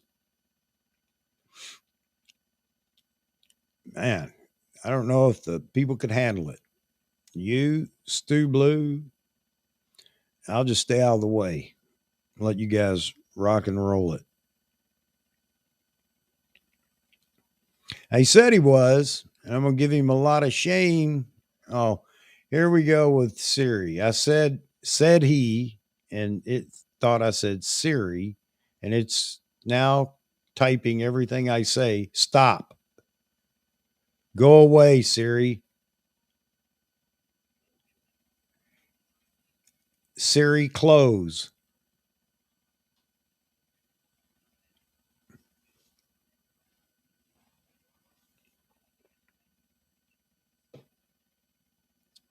Siri, go away.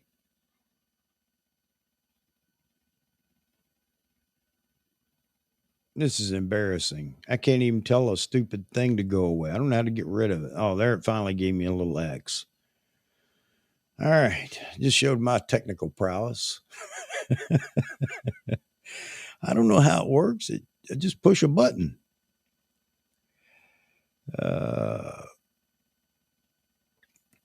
I ordered mine from Picture Line in Salt Lake City too, Lee.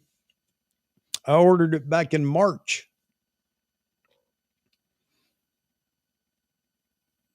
I'm hoping, man. I am so hoping that it's not all NPS. I am so hoping.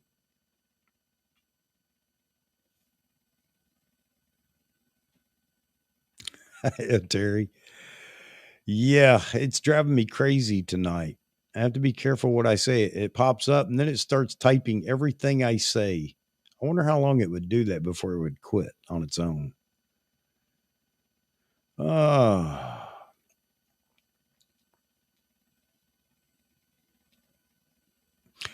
let's see.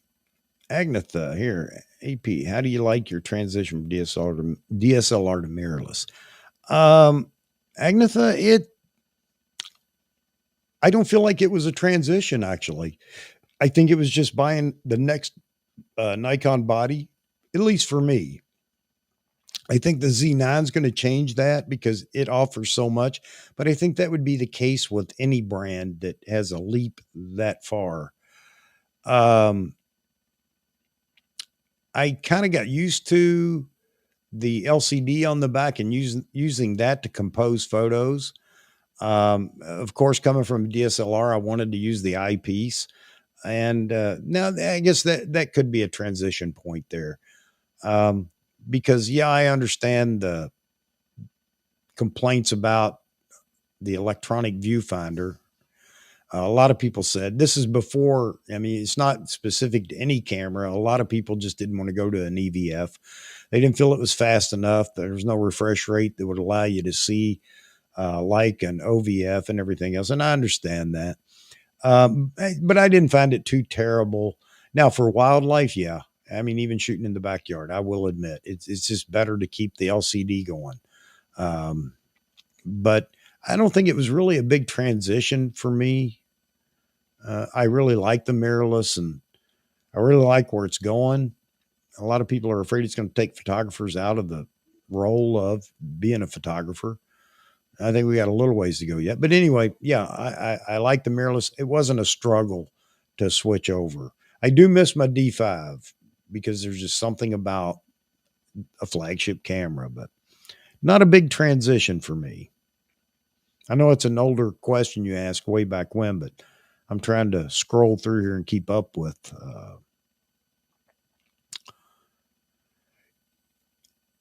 Yeah, Vahagen, excuse me, Vahagen, that would be great. Yeah, for Wednesday night, absolutely. We'll just get the whole camera community in, and then it'll be a flop because there'll be crickets from Nikon USA. Still won't know. I mean, if it's the 24th, give us the 24th. Let us know. I'm not going to be happy, but uh, let's see.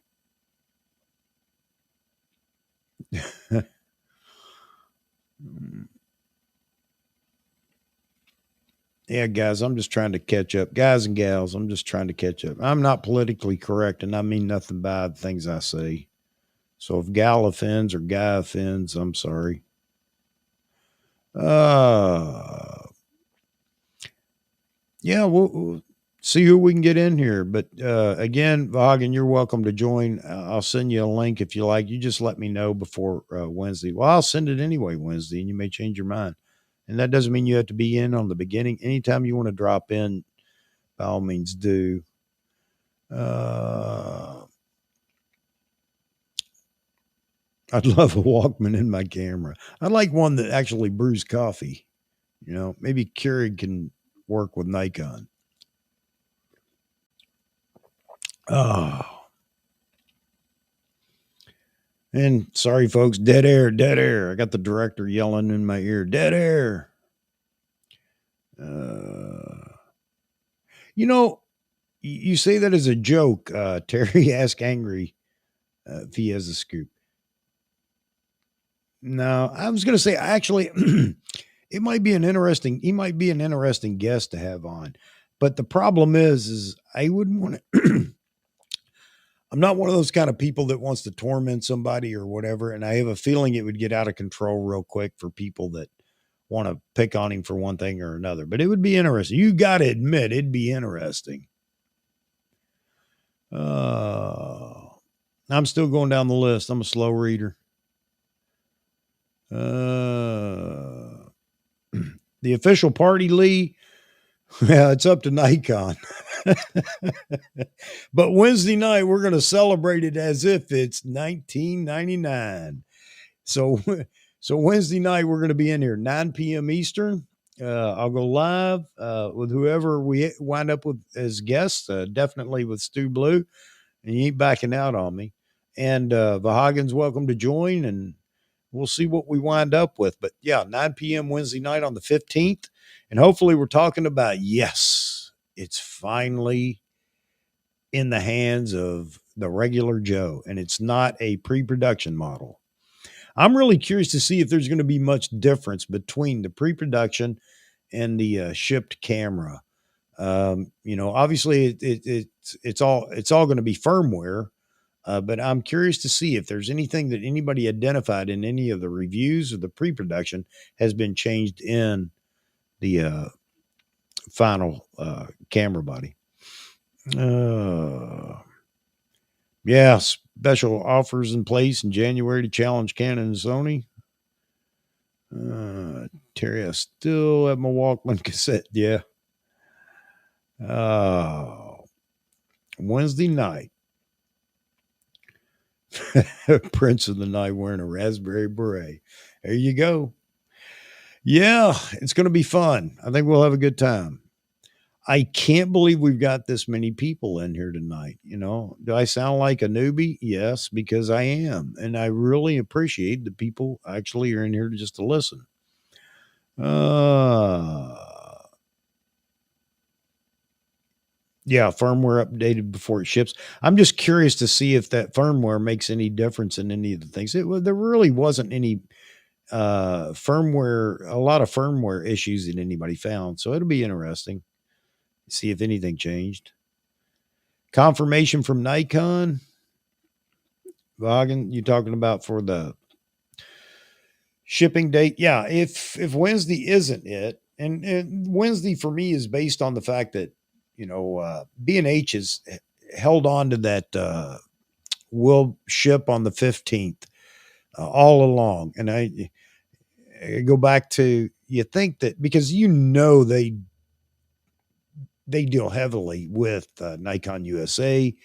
I mean, they're located literally a few miles apart, maybe more than a few, but I would have expected Nikon USA to, give them a courtesy call and say, hey, hey, hey, hey, hey, hey, you might have jumped the gun here. We don't know about the 15th. But surely they do know, because Nikon Japan's announced it, Nikon Australia, Nikon China.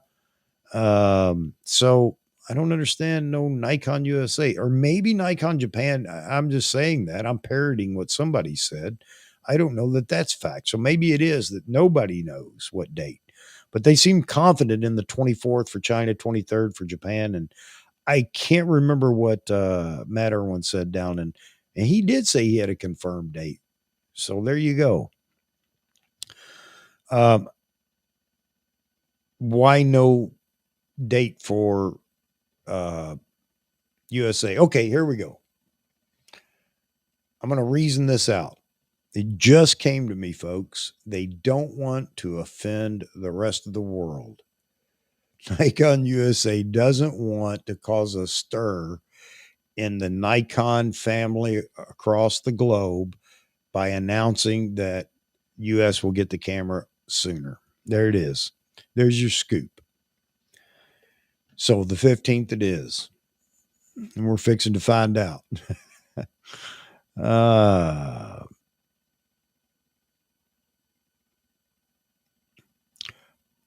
oh, cool.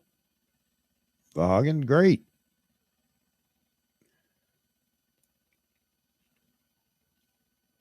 So there you go. And that's the firmware. Is that the sticky on the 3D tracking or the eye box? Yeah, Nican, somebody had said that about the fact that they brought up, and I don't know, I don't have any remembrance, no memory of, Nikon and late December shipping dates. But somebody brought up that Nikon does that in the US because we celebrate Christmas and everything, and they understand Christmas is a big opportunity to sell cameras. So, could they be doing it for that reason? I don't know. I mean, I don't know. Whoever said that might have reasoned it the way I reasoned that the 15th is going to be the date. That they just don't want to offend everybody around the globe by saying that the US gets it sooner. Yeah, exactly. So I see you said that down there, Lee. Yeah, I don't know. I don't know. I don't know. But I want it to be the 15th. Can I have it the 15th if I want it to be? I don't need it to be the 15th. I want it to be the 15th. Oh, somebody said that over in Nikon Rumors in one of the different posts. I said something about, I hope it's here on the 15th or something like that. And of course, here we go. The experts jumped back in and said, well, I wouldn't be counting on a camera if I had a shoot coming up. I don't even know where that came from or how he gleaned that from my comment, but he was definitely going to warn me that I shouldn't have gotten rid of all my cameras and waiting on a camera that hasn't arrived yet. I love, man, people are willing to help. People are willing to help. Whether you want it or not, they're willing to help. If you need a financial advisor, the best place to go is over on Nikon Rumors. It has nothing to do with Peter and the site. I mean, he's fantastic. If it wasn't for him, we wouldn't know anything half the time. But the people that go, man, you need financial advice, go over there and say you're buying the 400 2.8 with TC and the Z9. You're upgrading from a D5000 and you'll get some financial advice. That I can guarantee. They, you'll start a conversation like none you've ever been in because every expert will come out from under the rock and explain to you why you shouldn't and berate you for even saying you're going to do it. Oh, it's hilarious. Uh, Recommendation 4, a manual 105 to 135 for portraits. George or Albert, you still in here?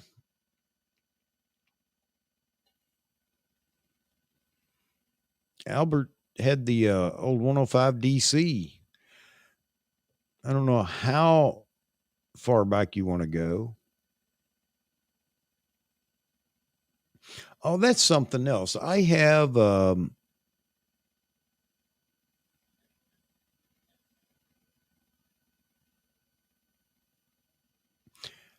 taking off a Hagen. All right, sir. Thanks for dropping by. It's always a pleasure. Look forward to seeing you in some of these in Wednesday night if you want.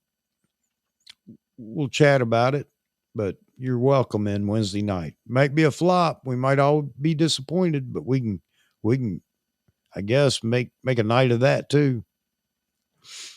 So where was I going? Oh, I have the Zeiss ZF 102. I don't know how they label it, but the 100 millimeter f2. That is one excellent lens. I mean, obviously it's manual focus and it is a macro lens, but it is just phenomenal. I don't shoot with it all that much. I got it, believe it or not, to shoot a ring shot. How cliche is this? In the one wedding that I did, and that was for my stepdaughter. She wouldn't let me out of it. But anyway, I found out that lens is just fantastic, man.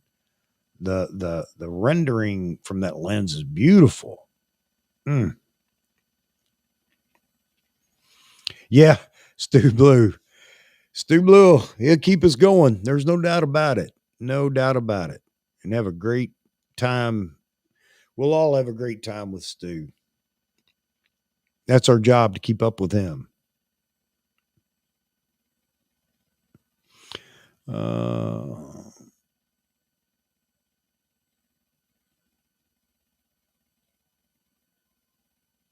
Hmm. There you go. That's a lot. A lot of people don't realize that, Mike. There's a younger generation out here that's just missing out on all the history, and they don't know the history of. I mean, there's some real history between America and Japan. It goes back to colonial days. Uh, really interesting. So get Josh in there too. Uh I don't know if he would join us. He's got to get up early in the morning to go bird hunting. He's more than welcome, but all right, yeah, that's fine. Vaughan, give him a shout. It's a work night for him too, though. See, where's he at? So he's out in Midwest. I think he's on Mountain Time, so it might not be too late for him.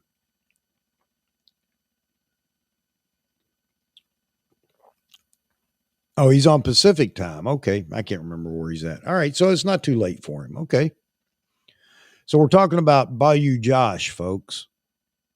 Get Bayou Josh in there. He was just recently talking about changing his name on his channel, getting rid of the Bayou.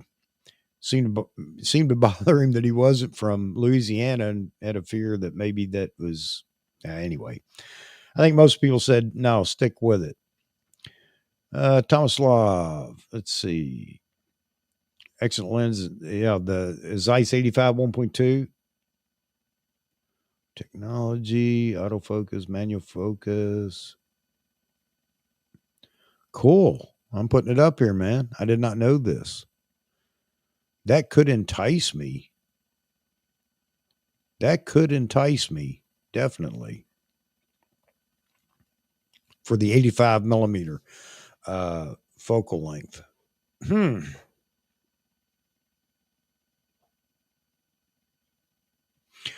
Okay, Vaughan. Yeah, so it's still early enough for him. So yeah, give him a shout. He's more than welcome. Absolutely. I'll just have to get in touch with him so I can pass the link to him come Wednesday to join.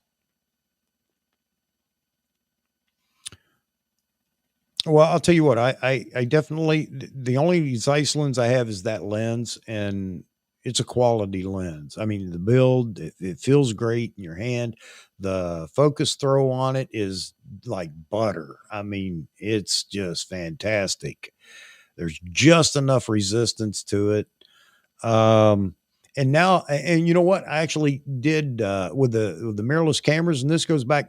Uh, Agnetha was asking about transitioning over to mirrorless. One of the things that I love about mirrorless was I got that great focus peaking in the Z6 and Z6 II, and shooting that Zeiss lens is fun. I mean, it's great.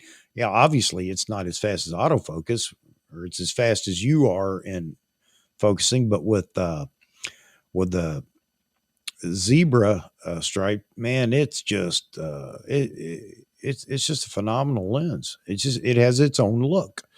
We were talking about that with Mr. Zach of Z Wade Photography, talking about, and you hear this, you see it in the over in the forums all the time. Well, on DxO, I check blah blah blah, and you know what? I don't even look at DxO. It's just an opportunity for people to brag about something they got, whether it's a lens, a camera, or whatever. Um, sharpness isn't everything to a beautiful photo, and everybody will shoot at me now. Um,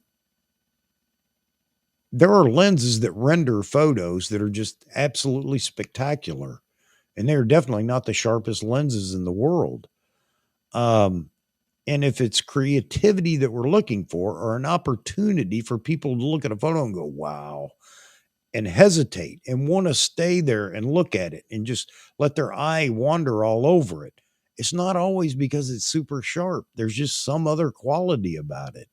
So I think sometimes we do get a bit crazy about how sharp a lens is, and we're only going to buy a sharp lens. A sharp lens can have a terrible, it can render colors or contrast or something terribly, but still be incredibly sharp. So anyway, I know I get going on that all the time. I mean, I'm just shooting down everything, sharpness, color, JPEG, raw.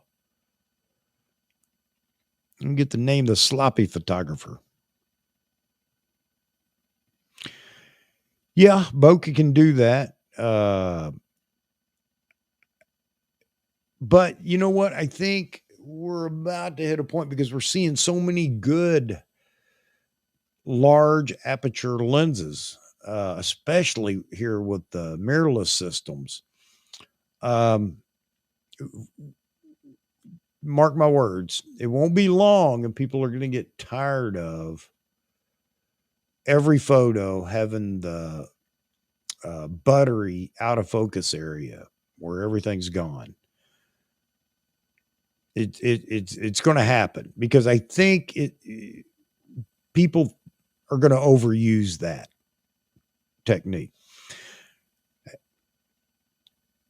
All right, Vahagan, thanks a lot, man. Yeah, give Josh a call. You guys are invited back anytime, man. We'll have a good time Wednesday night. We'll get Stu in here and he'll keep us all rolling. Rock and roll. Yes. All right. Have a good night. Um, anyway, I think that it's kind of like 120 frames per second or slow mo in video.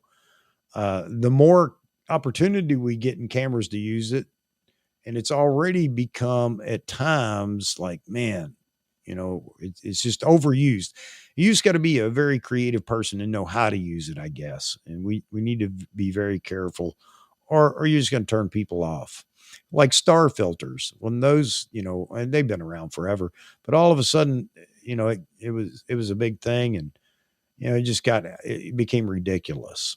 Beautiful at first, cool, then it became ridiculous. So the next thing to look out for is what? What's coming next as far as video is concerned? Not in camera, but lens wise. Ray's all over it. They did their little crowdfunding or whatever it was, Kickstarter. And let's see if anybody have warmed up to the plus of the feature of having 100 frames for stills. Yeah. 11 megapixel still is fine by me. And if I can shoot it at 120 frames per second when I'm chasing what? Yes, the kingfisher that lives out back. Yeah, I'm going to burn that up. You can bet on it. And I'll take an 11 megapixel picture of him with his beak just touching the water. That would be my bucket list shot, and I'd be happy. He's cost me, I don't know how many cards. So anyway, back to videography. We talked about this in one of the videos. I'd like to see Nikon do, or in one of the videos I talked about what I'd like to see Nikon do. I'd like to see them do some cine lenses. I'm not talking expensive ones. They've got the S mount or the S line and the Z mount lenses dialed in.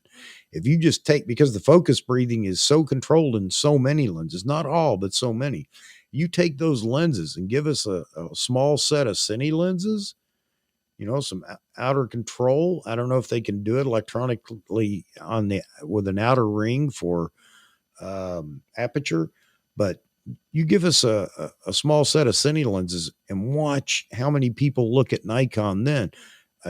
A cheap but very good set of cine lenses with the video capabilities that are now going to be part of the Nikon mirrorless line. I think you're going to find a whole lot of people that would like that. Maybe want to give it a chance instead of going to Sony. So anyway, my thoughts. And I'm not promoting video over stills and Nikon. I'm looking out for Nikon. I hope they know that. Oh,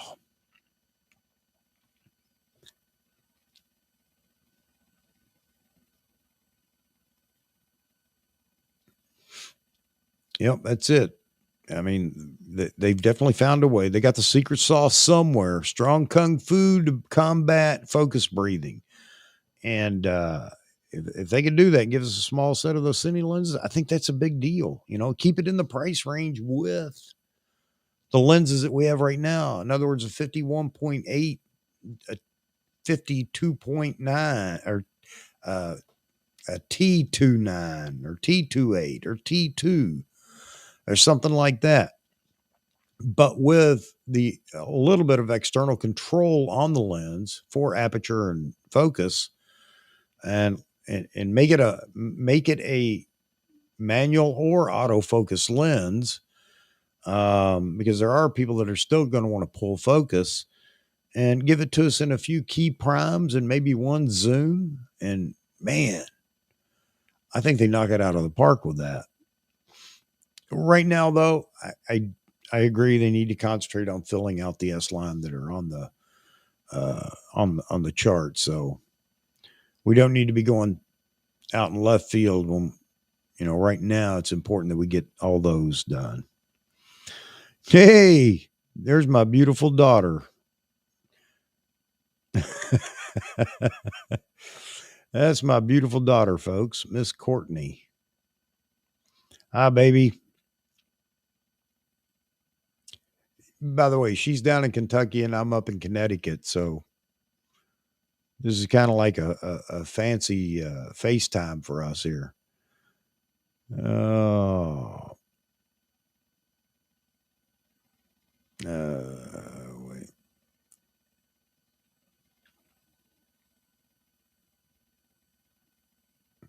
All right, Lee. Look forward to seeing you in here.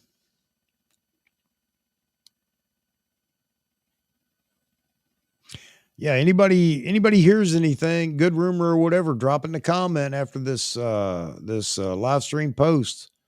I mean, that's the big thing. That's what we're trying to figure out. Will it or won't it? I say it will. I'm going to stand on that until my heart breaks Wednesday and it doesn't happen.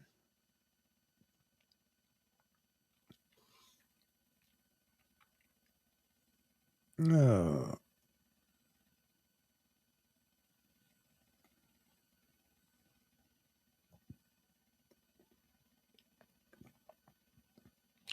so I'm looking at some of the other comments. I know I've missed some of these folks, and if I do, just post it again to poke me in the side so I know to answer.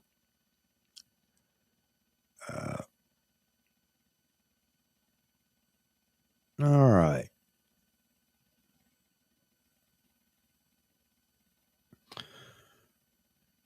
All right.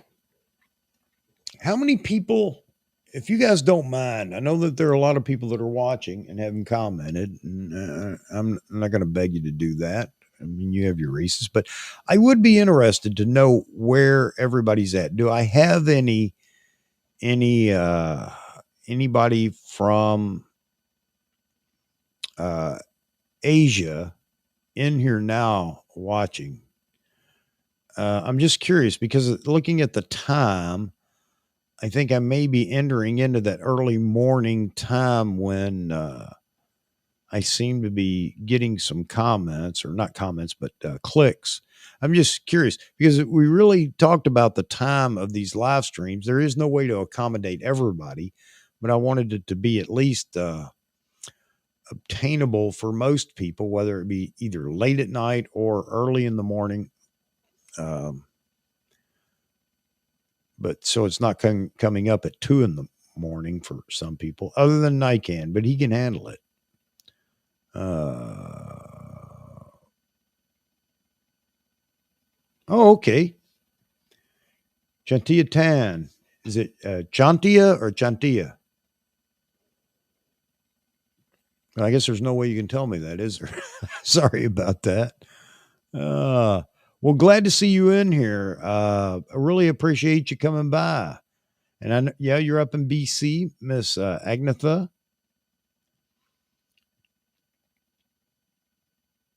Phnom Penh, time 11:51 p.m. here. Hmm.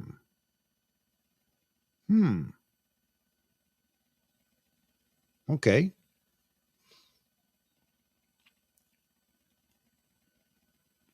Let's see. Anybody else? So, with that said, anybody that does watch this stream, and again, I'm running it starting at 9 o'clock, 9 p.m. Eastern time, US. If there's something that would work better, I'd just be curious to know a time that would be better for, 11:52 a.m. Okay. Okay. Um, that would be better for the live stream. Now, I'm not saying I'm going to jump in here and try to accommodate. I'm trying to accommodate everybody as best I can, but I'd be curious to know what would be best for you. I'm not opposed to through the week doing a live stream in the morning here in the U.S. So it changes the time everywhere else and all the other time zones. Just curious. I do appreciate everybody coming by. All right. So, yeah, I'm getting ready to wrap it up. We're ready to hit 3 hours. So we're at 2 hours and 53 minutes. At 3 hours, I think that's it. I'm going to pull the plug on this. I hate to do it, but I really, really, really enjoy when we have, a relatively full house here, a lot of comments, a lot of questions or opinions again, and all that's very much welcome here. I don't want to be the only one sitting here beating my gums, but I'll try my best to keep the conversations going over in the chat room. We have guests in here, and that always makes it a lot more entertaining. And again, next Wednesday, or this coming Wednesday, the 15th of December, 9 p.m. Eastern time, we will be live with Stu Blue, probably Vahagan, and maybe even, now I'm going out on a limb here, maybe even Bayou Josh. But I think it'd be a good time. All of us can chat, drown our woes, if the camera didn't ship, but you're all welcome back. Please come back. And if you just enjoy sitting out there watching, I'm happy with that. I'm happy that you enjoy that. But I'm telling you, get in the chat and, stir it up with everybody else. And, if you got a question, a rumor, we want to hear it.